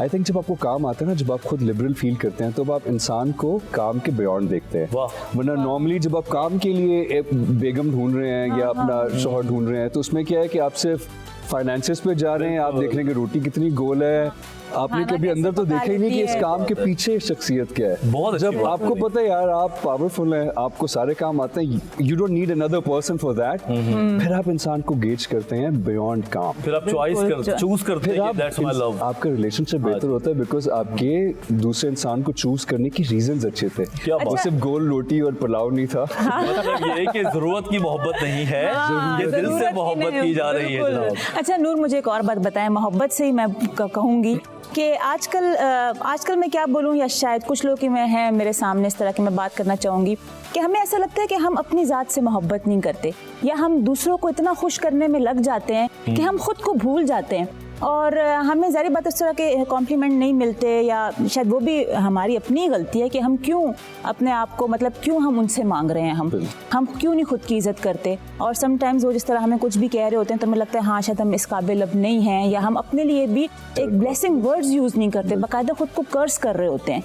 बहुत अच्छी बात है. आप ये बताएं कि आप माशाल्लाह एक इतने बेहतरीन इस मीडिया इंडस्ट्री में हैं, इतना अरसा आपको हो गया, मुझे यकीन है कि आप पॉजिटिव के साथ साथ नेगेटिव सिचुएशन से भी आप लोग गुजरते होंगे. बहुत इस तरह के कमेंट्स भी होते हैं जो आप लोग को मिलते हैं, तो फिर आप किस तरह टैकल करते हैं इन सब चीज़ों को, एक self love, self acceptance, self forgiveness, ये किस तरह, क्योंकि आप माशाल्लाह इतने अच्छे हैं आपने ना, एक्चुअली जवाब दे दिया, बिकॉज़ ये आपके सवाल में ही आपका जवाब था. लेकिन देखें खुद को माफ़ी देना भी ना बहुत मुश्किल होता आई है. थिंक सेल्फ लव है ही है, और एक्सेप्टेंस ये एंड फॉरगिवनेस. Yep. अगेन वो जो बॉडी की बात करते हैं, जब आप फोर्स करते हैं ना अपनी बॉडी पे तो वो अगेंस्ट जाती है. उसी तरीके से जब तक आप अपने ब्रेन के को फोर्स करेंगे ना, आप देखें आज मैं आपको कहूँ कि यार आपने ना, आप बेशक झूठ नहीं बोलती होंगी, लेकिन मैं आज आपके ऊपर एक कंडीशन डाल देता हूँ कि आज से आपने झूठ नहीं बोलना, मैं मॉनिटर कर रहा हूँ. आपके सही बात. जहन में ना इतने झूठ, आपका इतना दिल करेगा कहाँ गया बंदा, ये जरा जाए मैं जरा, you know, because there is a pressure. Self confidence जो है ना, वो सबसे बड़ी बात ही है कि हम लोग असल में ना, हम लोग लव को डिफाइन ही सही तरीके से नहीं करते हैं. आई एम श्योर मैं आपसे पूछूंगा कि लव की डेफिनेशन क्या है, या आपसे पूछूंगा, या मैं जो डेफिनेशन दूंगा वो बिल्कुल डिफरेंट डेफिनेशन सही बात होंगी. है. बट लव के लिए सबसे इम्पोर्टेंट, जब आप दूसरों से कर रहे हैं या जब अपने आप से कर रहे हैं, एक तो there is nothing perfect in this world. So आप प्लीज ये इमेजिन करना, क्योंकि हमारी नर्चरिंग ऐसी है, हमारी कंडीशनिंग ऐसी है, हमारी सोसाइटी ऐसी है कि इसीलिए मुझे लगता है हम थोड़े से हिपोक्रेसी में भी बिलीव करते हैं कि बस ऊपर से सब सही रहे, सब अच्छा रहे, क्योंकि आप कभी एक्सेप्ट ही नहीं करते कि आप परफेक्ट नहीं हैं, आपके फ्लॉज हैं. मेरे अंदर 10 चीजें आपसे अच्छी होंगी, लेकिन 10 चीजें आप में भी मुझसे अच्छी होंगी. ये हमें मिलकर एक सोसाइटी बनाती है, इसलिए तो हम सोशल एनिमल हैं, इसलिए हमें एक दूसरे की जरूरत है. लेकिन वो जो 10 चीजें आप में नहीं है ना, जिस दिन आप उसको एक्सेप्ट कर लेते हैं ना, आपका सेल्फ लव का जर्नी शुरू हो जाता है. बहुत खूबसूरत बात की. और मैं आपको लोगों के लिहाज से भी एक बात बताऊं, हम नॉर्मली लोग जब बात करते हैं, हमें लगता है कि बड़े कोई बेवकूफ, कोई एक क्लाउड है लोगों का. People are smart. बिल्कुल. जब आपको लोगों से जब आप डील कर रहे होते हैं, पीपल आर सो स्मार्ट कि आज अगर आपने ही अपने आप को माफ नहीं किया ना, मुझे और वजात को 2 सेकंड में पता चलेगा. बिल्कुल. और वहां पे ही हम आपको हिट करेंगे जब हमें आपको तकलीफ देनी होगी. जब आप कॉन्फिडेंट है ना, जब हमें नजर आ रहे बातें करके कि यार मतलब she is good, she is sorted, she loves herself, तो मैं किस चीज पे आपको मैं बुरा फील कराऊंगा? हम अपने आगे एक बैरियर खुद ही बनाते हैं. अगर हम वो हटा दे तो वो मोर्चा नहीं होगा, तो हम कोई हमला कर सकता है. Absolutely. बिल्कुल. अच्छा, मोहब्बत आजकल बात चल रही है मोहब्बत से आगे हम बढ़ते हैं, मैंने देखा है कि नूर को पेट्स का बड़ा शौक है और प्यार भी करते हैं। ये कौन सी dimension है? मतलब बहुत नरम दिल है ये। मतलब नरम दिल है और जाहिर सी बात है जो जानवरों से प्यार करता है उससे हमें क्या मिलना होता है, कुछ नहीं, कुछ लेकिन फिर नहीं, हम उनसे प्यार वाकई करते में। हैं। इस साइड के बारे में थोड़ा सा बताएं आप।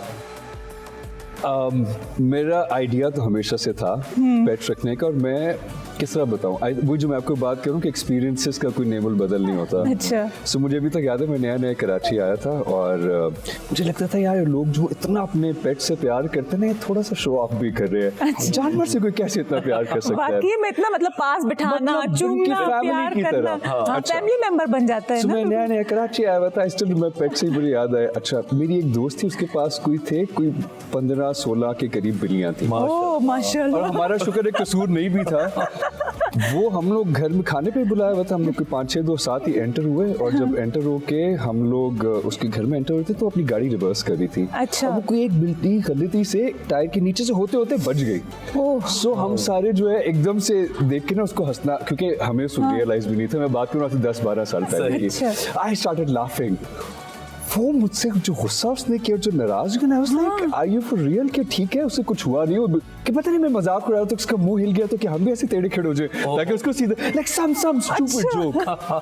अब जब मैंने अपने पास पेट रखे, मुझे रियलाइज हुआ कि आपको it changes you as a person. अभी जो मैं और आप एक दूसरे को इंसानियत में अगर डिफाइन करते हैं ना तो हम सिर्फ ह्यूमन कनेक्शन में करते हैं, ऐसा लेकिन ही है। हम लोग बहुत ज्यादा है खाली ह्यूमन कनेक्शन से। Exactly. हम नेचर को किस तरीके से नर्चर कर रहे हैं, हम एनिमल्स को किस तरीके से नर्चर कर रहे हैं, हम बिल्कुल। पानी को किस तरीके से सेव कर रहे हैं, ऐसा ये ही है, सारी चीजें मिलके हमें इंसान बनाती है। सिर्फ ये नहीं कि मैं काइंड हूं और मैं आपको हेल्प आउट कर रहा हूँ, बिल्कुल।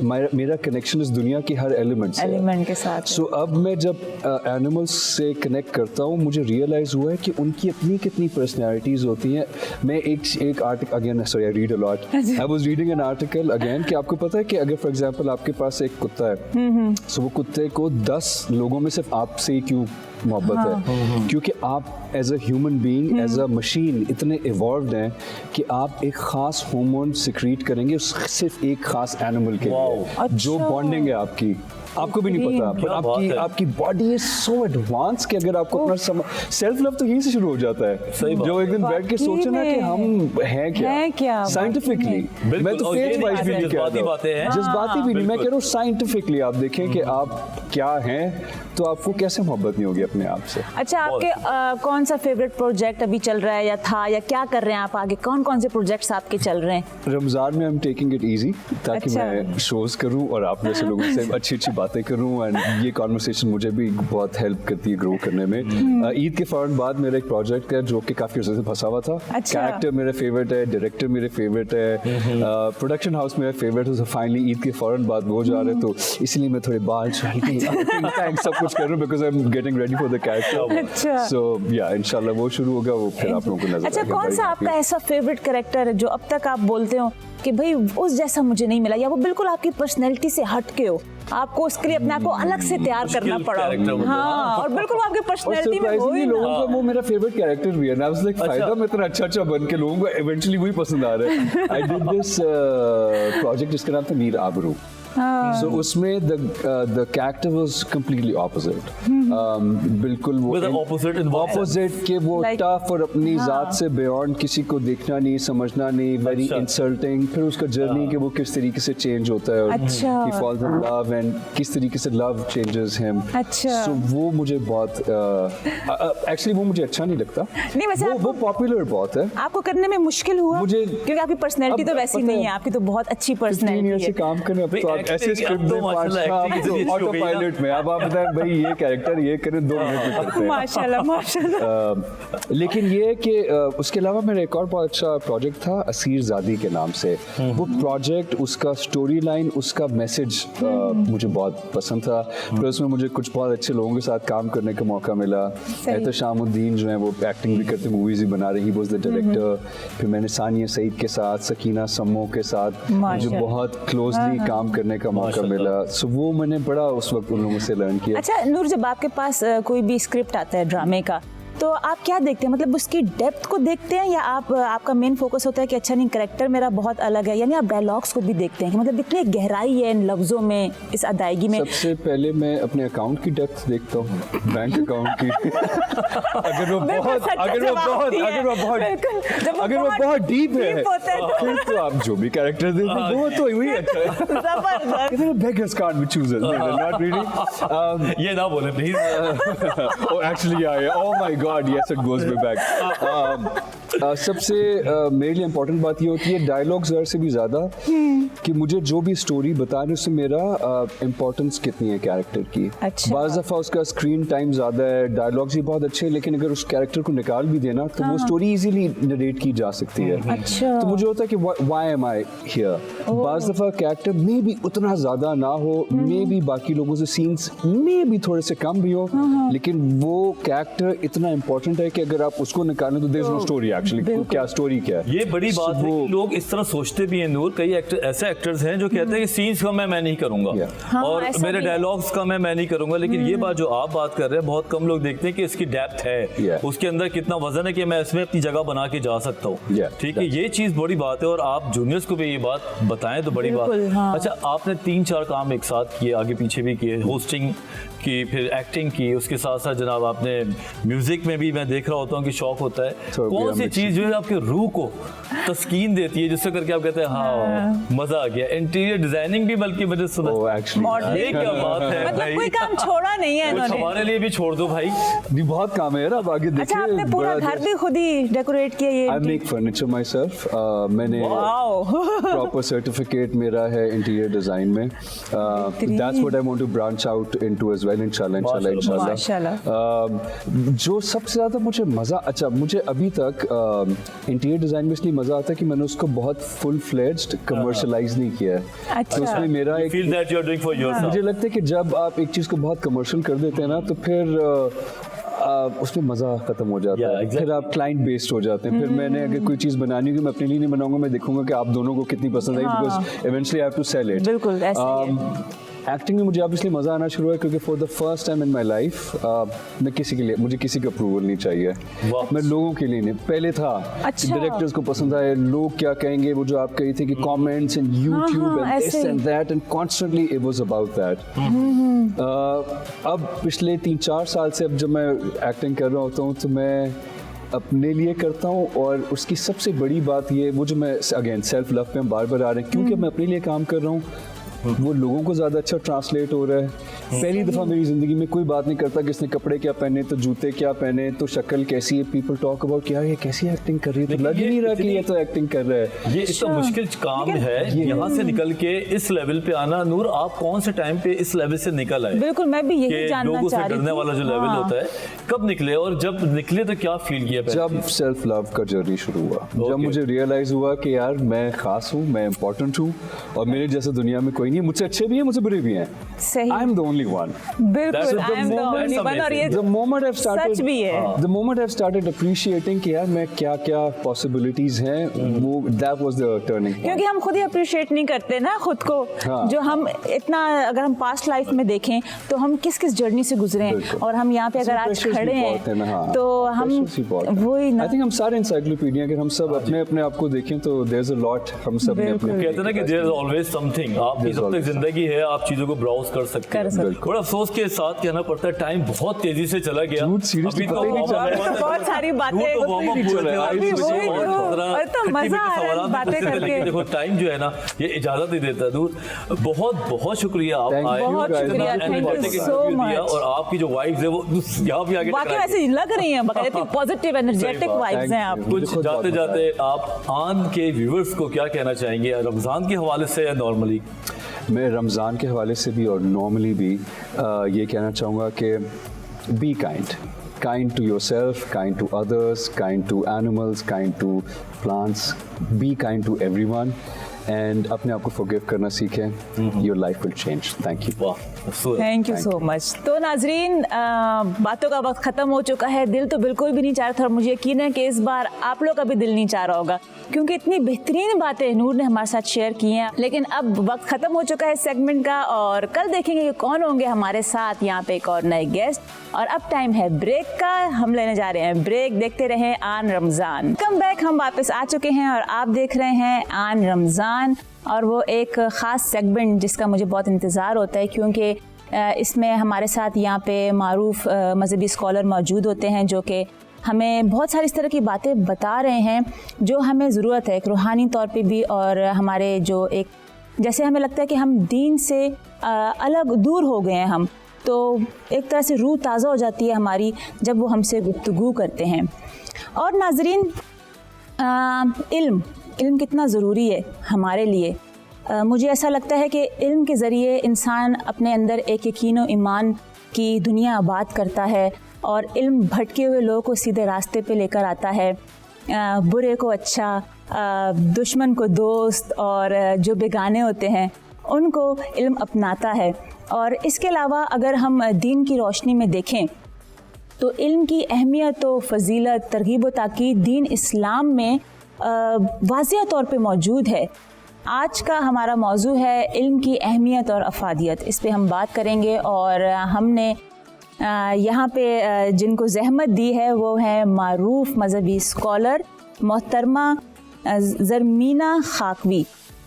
अस्सलाम वालेकुम। वालेकुम अस्सलाम। कैसी हैं, क्या हाल है आपका? अल्हम्दुलिल्लाह, आप कैसी हैं? मैं ठीक ठाक अल्हम्दुलिल्लाह। आपको रमज़ान बहुत बहुत मुबारक हो। बहुत शुक्रिया, खैर मुबारक, आपको भी बहुत बहुत मुबारक हो। बहुत शुक्रिया।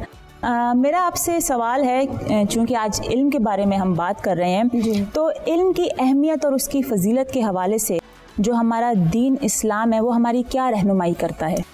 शुक्रिया हमारा। बिस्मिल्लाहिर्रहमानिर्रहीम। बहुत ही खूबसूरत मौजू है, और इल्म यकीनन हर कौम की ज़रूरत है, और हर कौम का मौजू रहा है, हर मुल्क का मौजू रहा है, और यकीनन हमारी बड़ी दुरुस्त गाइडलाइन हमें अता करता है। तो इल्म बेसिकली किसी चीज़ का मुनकशिफ हो जाना, हमें नॉलेज का अता हो जाना है। अब बात की जाए इसकी फजीलत के हवाले से, तो इल्म एक ऐसी रोशनी है जो हमारी किरदार साजी करती है, हमारी शख्सियत साजी करती है, हमें निखार देती है, हमें संवार देती है, हमारे ज़ाहिर और बातिन को गोया जगमगा देती है। और इल्म एक ऐसी दौलत की मानिंद है जो खर्च करने से कभी भी कम नहीं होती, हमेशा बढ़ती ही चली जाती है। और जिसके पास इल्म जैसी दौलत होती है, यकीनन उससे ज़्यादा अमीर शख्स और कोई नहीं हो सकता। तो इल्म की फजीलत हमारे सबके सामने बेसिकली मुनकशिफ है। इसकी फजीलत के हवाले से, इसकी अहमियत के हवाले से गुफ्तगू की जाए तो हम देखते हैं कि कुरान पाक में जो नुज़ुल वही का आगाज़ है वो ही इस बात से हो रहा है कि बेशक पढ़ो अपने रब के नाम के साथ जिसने पैदा किया, सुभान अल्लाह। और फिर एक और मौके पर कुरान पाक में फरमाया गया कि बेशक रहमान ने कुरान पाक की तालीम दी है। फिर आका अलैहिस्सलातु वस्सलाम इस दुनिया में मौलिम कायनात, मौलिम इंसानियत बनकर इस दुनिया में तशरीफ़ लाए, जिनकी आमद से, जिनके ईमान के नूर से, उस इल्म की रोशनी से सारी कायनात जगमगा उठी, बदअखलाकी अच्छे अखलाक में कन्वर्ट हो गई, हर जानिब रोशनी फैल गई, तमाम जो बुराइयां हैं वो अच्छाइयों में तब्दील हो गई। तो आप सल्लल्लाहु अलैहि वसल्लम की उस इल्म की बरकत की वजह से हुआ जो अल्लाह रब्बुल इज़्ज़त ने आपको अता फरमाया था कि बेशक उतर कर हिरा से सूए कौम आया और एक नुस्खा कीमिया साथ लाया, मसे खाक को जिसने कुंदन बनाया, खरा और खोटा अलग कर दिखाया। और फिर हम सब जानते हैं कि अल्लाह रब्बुल इज़्ज़त ने फरमाया रब्बि ज़िदनी इल्मा। ए महबूब सल्लल्लाहु अलैहि वसल्लम, इसका मफ़हूम है कि आप फरमा दीजिए ए रब मेरे इल्म में इजाफा फरमा, या अल्लाह ताला मेरा इल्म बढ़ा। तो इमाम कुर्तबी रहमतुल्लाह अलैह इस हवाले से फरमाते हैं कि अल्लाह रब्बुल इज़्ज़त ने अपने महबूब अलैहिस्सलातु वस्सलाम को जिस चीज़ में इजाफे की दुआ का हुक्म दिया है वो इल्म ही तो है। तो इसकी फजीलत यकीनन यहीं से उजागर हो रही है कि इल्म हासिल करना कितना ज़रूरी है, और इल्म से हमारी शख्सियत कितनी जगमगा जाती है। ये बेसिकली एक ऐसा दरिया है, एक ऐसा बहरे बेकरां है कि जब इंसान इसमें गौतज़न होता है तो उसको जो जवाहिर अता होते हैं उससे बंदा बंदगी में दाखिल हो जाता है, और इंसान को इंसानियत की मेराज अता हो जाती है। फिर आका अलैहिस्सलातु वस्सलाम का बड़ा ही खूबसूरत फरमान है कि जिसके दिल में इल्म नहीं है वो एक वीरान घर की तरह है। और इस दुनिया से जब तुम जाना, मफहूम है हदीस का कि इस दुनिया से जाना तो ला इल्म होकर मत जाना, जाहिल की मौत न मरना, इल्म से आरास्ता होकर जाना, क्योंकि अल्लाह रब्बुल इज़्ज़त ला इल्मी के उज़र को पसंद नहीं करता। फिर हम सब जानते हैं ग़ज़वा ओहद के मौके पर जब आका अलैहिस्सलातु वस्सलाम सहाबा कराम रिज़वानुल्लाहि अलैहिम अजमईन को कब्र में उतार रहे होते हैं, तो आप अलैहिस्सलातु वस्सलाम पूछते हैं कि इनमें से कौन से सहाबी ऐसे हैं, दो सहाबा कराम को एक कब्र में उतारा जा रहा था, तो आप दरियाफ्त करते हैं कि इनमें से कौन से सहाबी ऐसे हैं जिन्होंने कुरान की तालीम ज़्यादा हासिल की है, जिनको कुरान ज़्यादा याद है, और फिर उसकी फजीलत इल्म की हमें मज़ीद उजागर होती हुई हमारे अज़हान में मुंतकिल होती हुई मज़ीद हमें नज़र आती है। और यहीं से मैं लिंक करना चाहूँगी ग़ज़वा बदर के मौके पर। आप देखें जब कैदियों के फ़िदिया मुकर्रर करने के हवाले से गुफ्तगू होती है, तो आप सल्लल्लाहु अलैहि वसल्लम कैदियों का फ़िदिया ये मुकर्रर फरमाते हैं कि मुसलमानों के बच्चों को पढ़ना लिखना सिखा दें।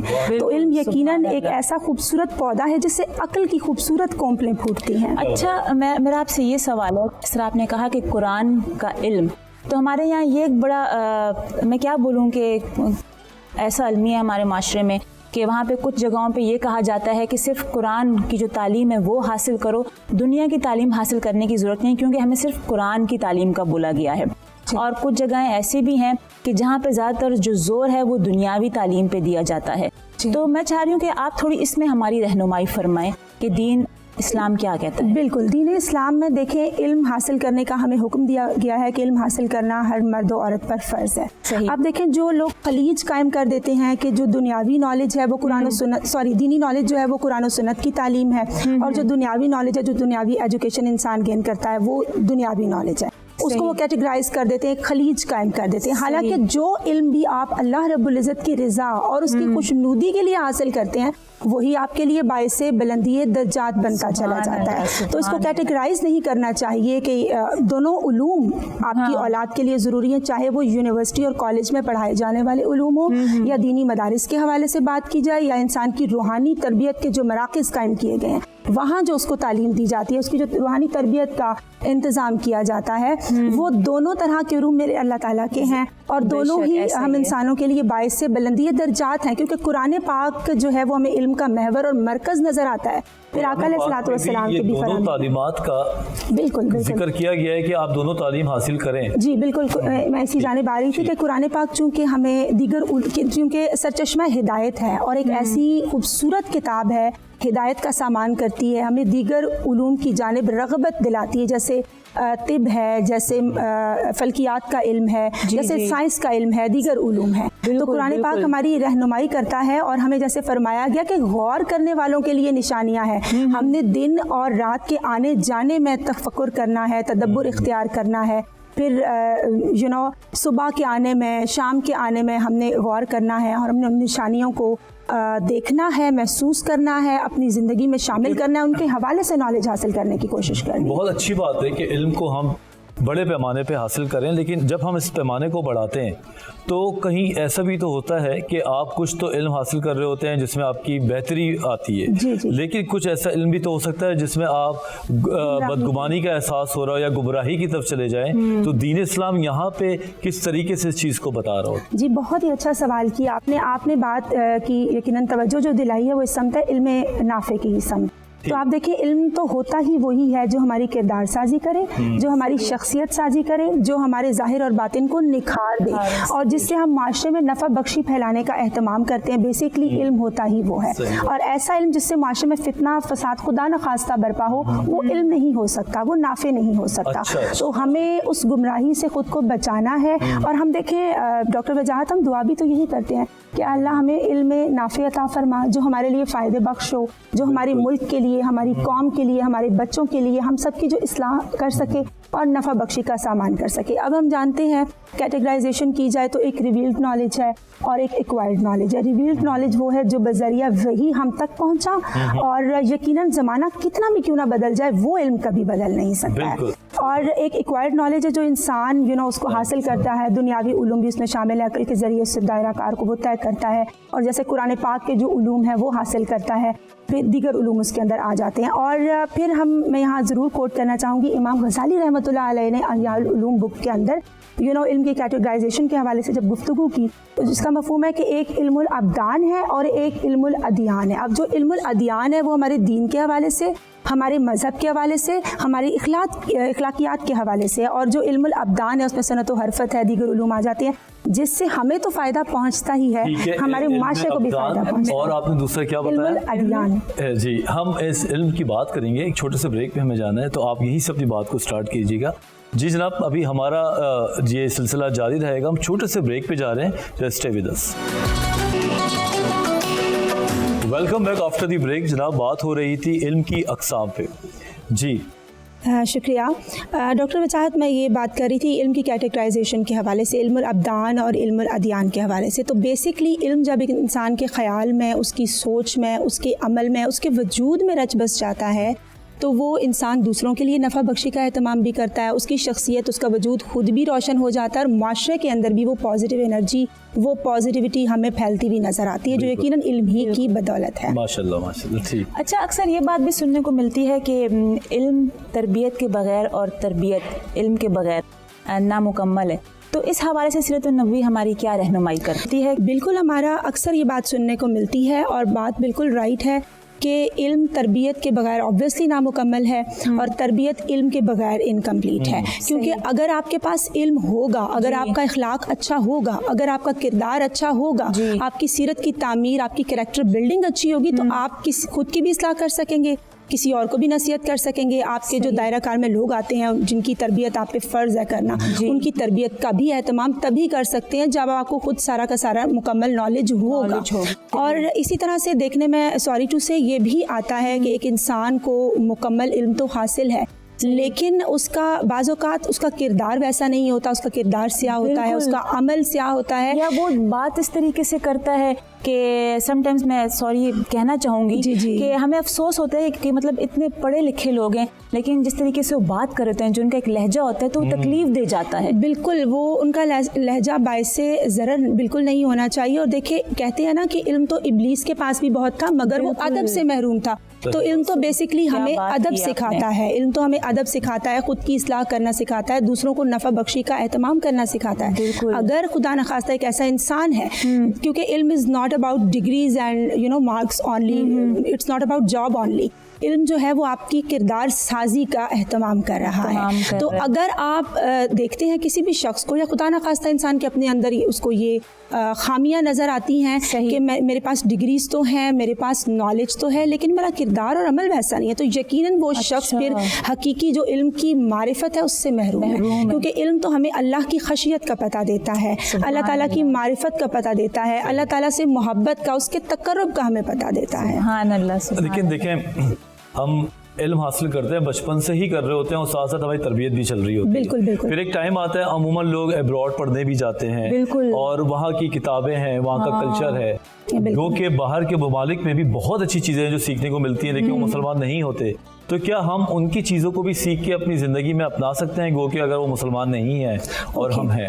ओके, देखिए, इल्म के लिए बैरून मुल्क जाने में कोई कबाहत नहीं है, अगर आपके अंदर इखलास नीयत है, आपकी नीयत खालिस है, आप अल्लाह की मारिफत चाहते हैं, आपकी नीयत बहुत काउंट करती है। क्योंकि बाज़ औक़ात ऐसा होता है कि एक इंसान कुरान और सुन्नत की तालीम तो हासिल कर रहा होता है, लेकिन उसका मतमए नज़र अल्लाह की खुशनुदी नहीं होती। और सर्टन टाइम्स ये भी देखने में आता है कि एक इंसान दुनियावी उलूम हासिल कर रहा है, लेकिन उसका मतमए नज़र क्या है कि मुझे अल्लाह की मारिफत अता हो जाए, मुझे अल्लाह की खशियत अता हो जाए, मुझे रिज़्क़े हलाल हासिल करना है, मुझे कोई जाहिल ना कहे, इल्म की रोशनी मुझ तक पहुंच जाए, तो आपकी हासिल करके लोगों को एक फ़ायदा पहुंचाना है, माशरे के अंदर मुझे उस फलाह और बहबूद का एक ज़रिया बनना है, जो कंटिन्यूटी एक चेन की सूरत में माशरे में जारी और सारी रहेगी।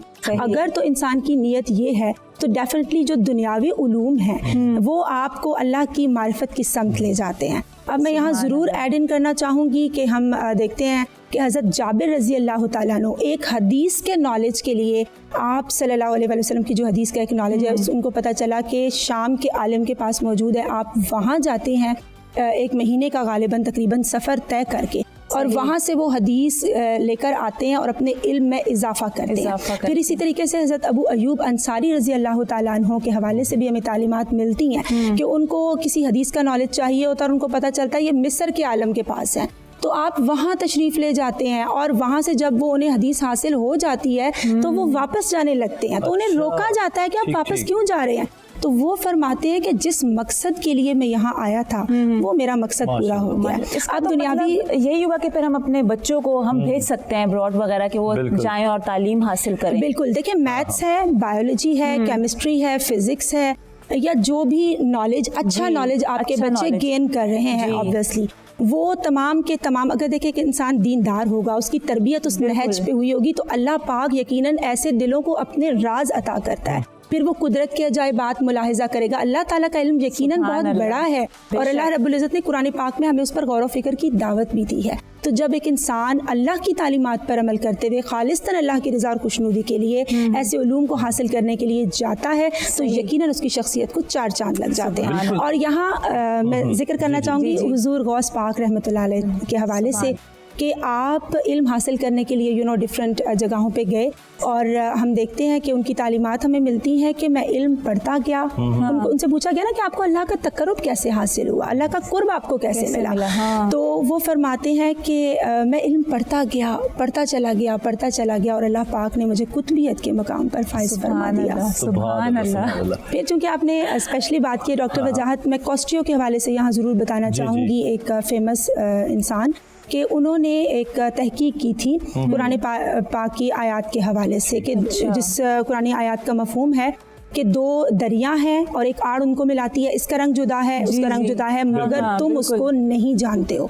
जब उसने ये तहकीक की और उसको बताया गया कि कुरान पाक में तो ये बरसों पहले हमें नॉलेज दिया जा चुका है, बताया जा चुका है, तो वो शख्स मुसलमान हो गया था। तो बाज़ औक़ात जो दुनियावी नॉलेज है वो भी आपको अल्लाह के रास्ते की संगत आपकी रहनुमाई ये गौर फिक्र की ही बात है। एक सवाल ये भी है कि जब हम बड़े हो रहे होते हैं तो हमारे माँ बाप हैं, बड़े हैं, हमें ये भी कहते हैं कि इल्म हासिल करो ताकि तुम बहुत कमाओ, ताकि तुम अच्छे हालात गुजारो। तो बचपन से ही नज़रिया जो है इल्म हासिल करने का वो तब्दील भी हो जाता है, या कि ये होना चाहिए कि इल्म हासिल करो और लोगों के काम आओ। तो उसके बारे में आप क्या कहते हैं, जो ये इस किसी की बात करते हो फिर बच्चों के दिमाग में ये नियत बन जाती है? देखिए, एक बड़ा ही इम्पोर्टेंट यहाँ पे पॉइंट है तरबियत के हवाले से, जो हम कुछ देर कबल बात कर रहे थे कि तरबियत बड़ी काउंट करती है ना, क्योंकि वो हमारी बेस है, उसके ज़रिए से हमने ग्रो करना है, वो हमारी जड़ें हैं। तो जो तरबियत की बात होती है, देखें डॉक्टर वजाहत कह दिया जाता है कि 3 साल की उम्र में बच्चे की तरबियत का आगाज़ होता है। क्या हम नहीं समझते कि 3 साल जो उस बच्चे ने घर में गुजारे हैं तो उसकी अच्छी खासी तरबियत तो हम वैसे ही कर चुके हैं। और हम अक्सर नोटिस ये करते हैं कि बच्चा जब भी कोई चीज़ खाना शुरू करता है तो अपना लेफ्ट हैंड यूज़ करता है, जब वो अपना बायां हाथ इस्तेमाल करता है तो क्यों करता है? इसीलिए तो करता है कि उसके माँ बाप की शख्सियत की और किरदार की और उनकी तरबियत की झलक नजर आए। तो डेफिनेटली माँ की गोद बच्चे की पहली दरसगाह है। जैसी माँ तरबियत करेगी, जैसे वालिदैन उनके जहन के नक्शों पर वो उन चीज़ों को रकम करेंगे, क्योंकि बच्चे का जहन तो एक मोम की तरह होता है, कोरे कागज़ की तरह। आप जो चीज़ रकम करेंगे यकीनन जब वो बड़ा होता जाएगा with the passage of time वो ग्रो करेगा तो वही चीज़ें उसके जहन के नक्शे पर उभरेंगी और उसकी शख्सियत को ग्रूम करेंगी और यकीनन वो मुआशरे में पॉजिटिविटी फैलाने का एक खूबसूरत जरिया बन सकेगा। ना सिर्फ वो एक कामयाब डॉक्टर बनेगा बल्कि एक अच्छा और कामिल मुसलमान भी बनेगा। इसका मतलब तो ये है कि हमें अपने घरों में कुरान पढ़ने का और हदीस पढ़ने का एहतमाम करना चाहिए। बिल्कुल करना चाहिए। अब जॉर्ज बर्नार्ड जो है वो एक फेमस इंसान था, उसने भी जब इल्म हासिल किया तो अल्लाह पर उसका तयक्कुन था, अल्लाह पर उसका यकीन कामिल हुआ। और एक और यहाँ पे जी मोरिस बगाई के हवाले से यहाँ जिक्र ज़रूर करना चाहिए, जिन्होंने बाइबल का मुताला किया और बाइबल में से उन्होंने जो साइंसी मटेरियल है उसको गैदर किया, फिर उन्होंने कुरान पाक का मुताला किया और उसमें से साइंसी मटेरियल को उन्होंने गैदर किया और फिर उन्होंने एक बुक लिखी बाइबल, कुरान और साइंस, और उन पर इतना अच्छा असर हुआ उनके दिल पर कि वो दायरा इस्लाम में दाखिल हो। बल्कि मेरे दिल में यही सवाल मेरे चल भी रहा था दिमाग में कि अगर हम देखें हमारे दीन इस्लाम में, कुरान में ही पहले से ही सब कुछ बता दिया गया है। अगर हम पास्ट देखें, अपना प्रेजेंट देखें, फ्यूचर देखें, तो एक मॉडर्न टेक्नोलॉजी तो पहले से ही मौजूद है। बिल्कुल, और हमें तमाम तर हमारी रहनुमाई कर दी गई। अब इट्स अप टू अस कि हम अपनी फील्ड को चूज कैसे करते हैं। हमें दीनदारी बेसिक अपने घरों से इसका आगाज़ करना होगा, क्योंकि इल्म जो है वो इंसान, उसी ने इंसान को अज़मतें और रिफ़तें अता की हैं। और जो फ़ी ज़माना मुसलमानों के ज़वाल की बेसिक वजह है और पस्ती की, वो इल्म से दूरी ही की बिना पर है। बिल्कुल, आज देखें ना, अगर मिसाल अगर हम देखें तो आज ही जो नई टेक्नोलॉजी है जिसकी बेस के ऊपर बैठ के आज हम ये एक टॉपिक को लोगों तक पहुंचा रहे हैं, और ये टेक्नोलॉजी इल्म के जरिए ही हासिल हुई है। बिल्कुल, और इल्म ही की वजह से आप देखें कि हज़रत आदम अलैहिस्सलाम को अल्लाह रब्बुल इज़्ज़त ने जो इल्म अता फरमाया था वो मस्जूद मलाइका ठहरे थे। तो इल्म की वजह से ही इंसान को तमाम तर रिफ़तें और बुलंदियाँ अता होती हैं। इल्म ही की वजह से इंसान की शख्सियत के अंदर एक निखार आता है, वो माशरे में अपना एक हेल्दी पार्टिसिपेशन दे सकता है, वो माशरे का एक अच्छा कारकुन बन सकता है, एक अच्छी तरबियत कर सकता है दूसरों की, और सबसे पहले खुद की इस्लाह कर सकता है, और ऐसा बंदा बनने की कोशिश कर सकता है, ऐसा कामिल इंसान जिसकी शख्सियत से जो इल्म की किरणें निकलती हैं और जो खुशियाँ हैं, जो फलाह व बहबूद है, वो दूसरों तक पहुँचती है। और यकीनन कामिल इंसान और एक अच्छा इंसान वही होता है जो अपने इल्म के जरिए माशरे के अंदर एक फलाह और तरक्की का उसको जरिया बना सके। माशाल्लाह, माशाल्लाह, जज़ाकल्लाह, बहुत शुक्रिया, बहुत शुक्रिया आपका इल्म के मामले में जो इतनी डिटेल में हमें बताया। बहुत शुक्रिया। दरअसल हमारा अलमिया ये है कि हम जब बड़े हो रहे होते हैं तो हम सीखते नहीं हैं, हम पढ़ते नहीं हैं, लेकिन हमें इधर उधर की इंफॉर्मेशन और नॉलेज मिलती है और गलती से हम उसको इल्म समझ बैठते हैं, और ज़िंदगी भर हम उसी इल्म के ऊपर चलते जाते हैं, ज़िंदगी गुजार देते हैं, और हमें ये नहीं पता होता कि क्या सही है क्या गलत है। हमें चाहिए कि इल्म को हासिल करें अपने उस्तादों से, सीनियर से, कुरान मजीद से, और इन चीज़ों से जब आप अपने दिमाग को रोशन करते हैं तो फिर आपको पता चलता है कि ज़िंदगी कितनी खूबसूरत होती है। और उस इल्म से बचें जो आपको गुमराही की तरफ लेके जाती है, जो तबाही की तरफ लेके जाती है। बस यही मैसेज था। आज की नशरियात यहीं पे इख्तिताम पजीर होती है। आपसे गुजारिश है अपना फीडबैक दीजिए और देखते रहिए ऑन टीवी।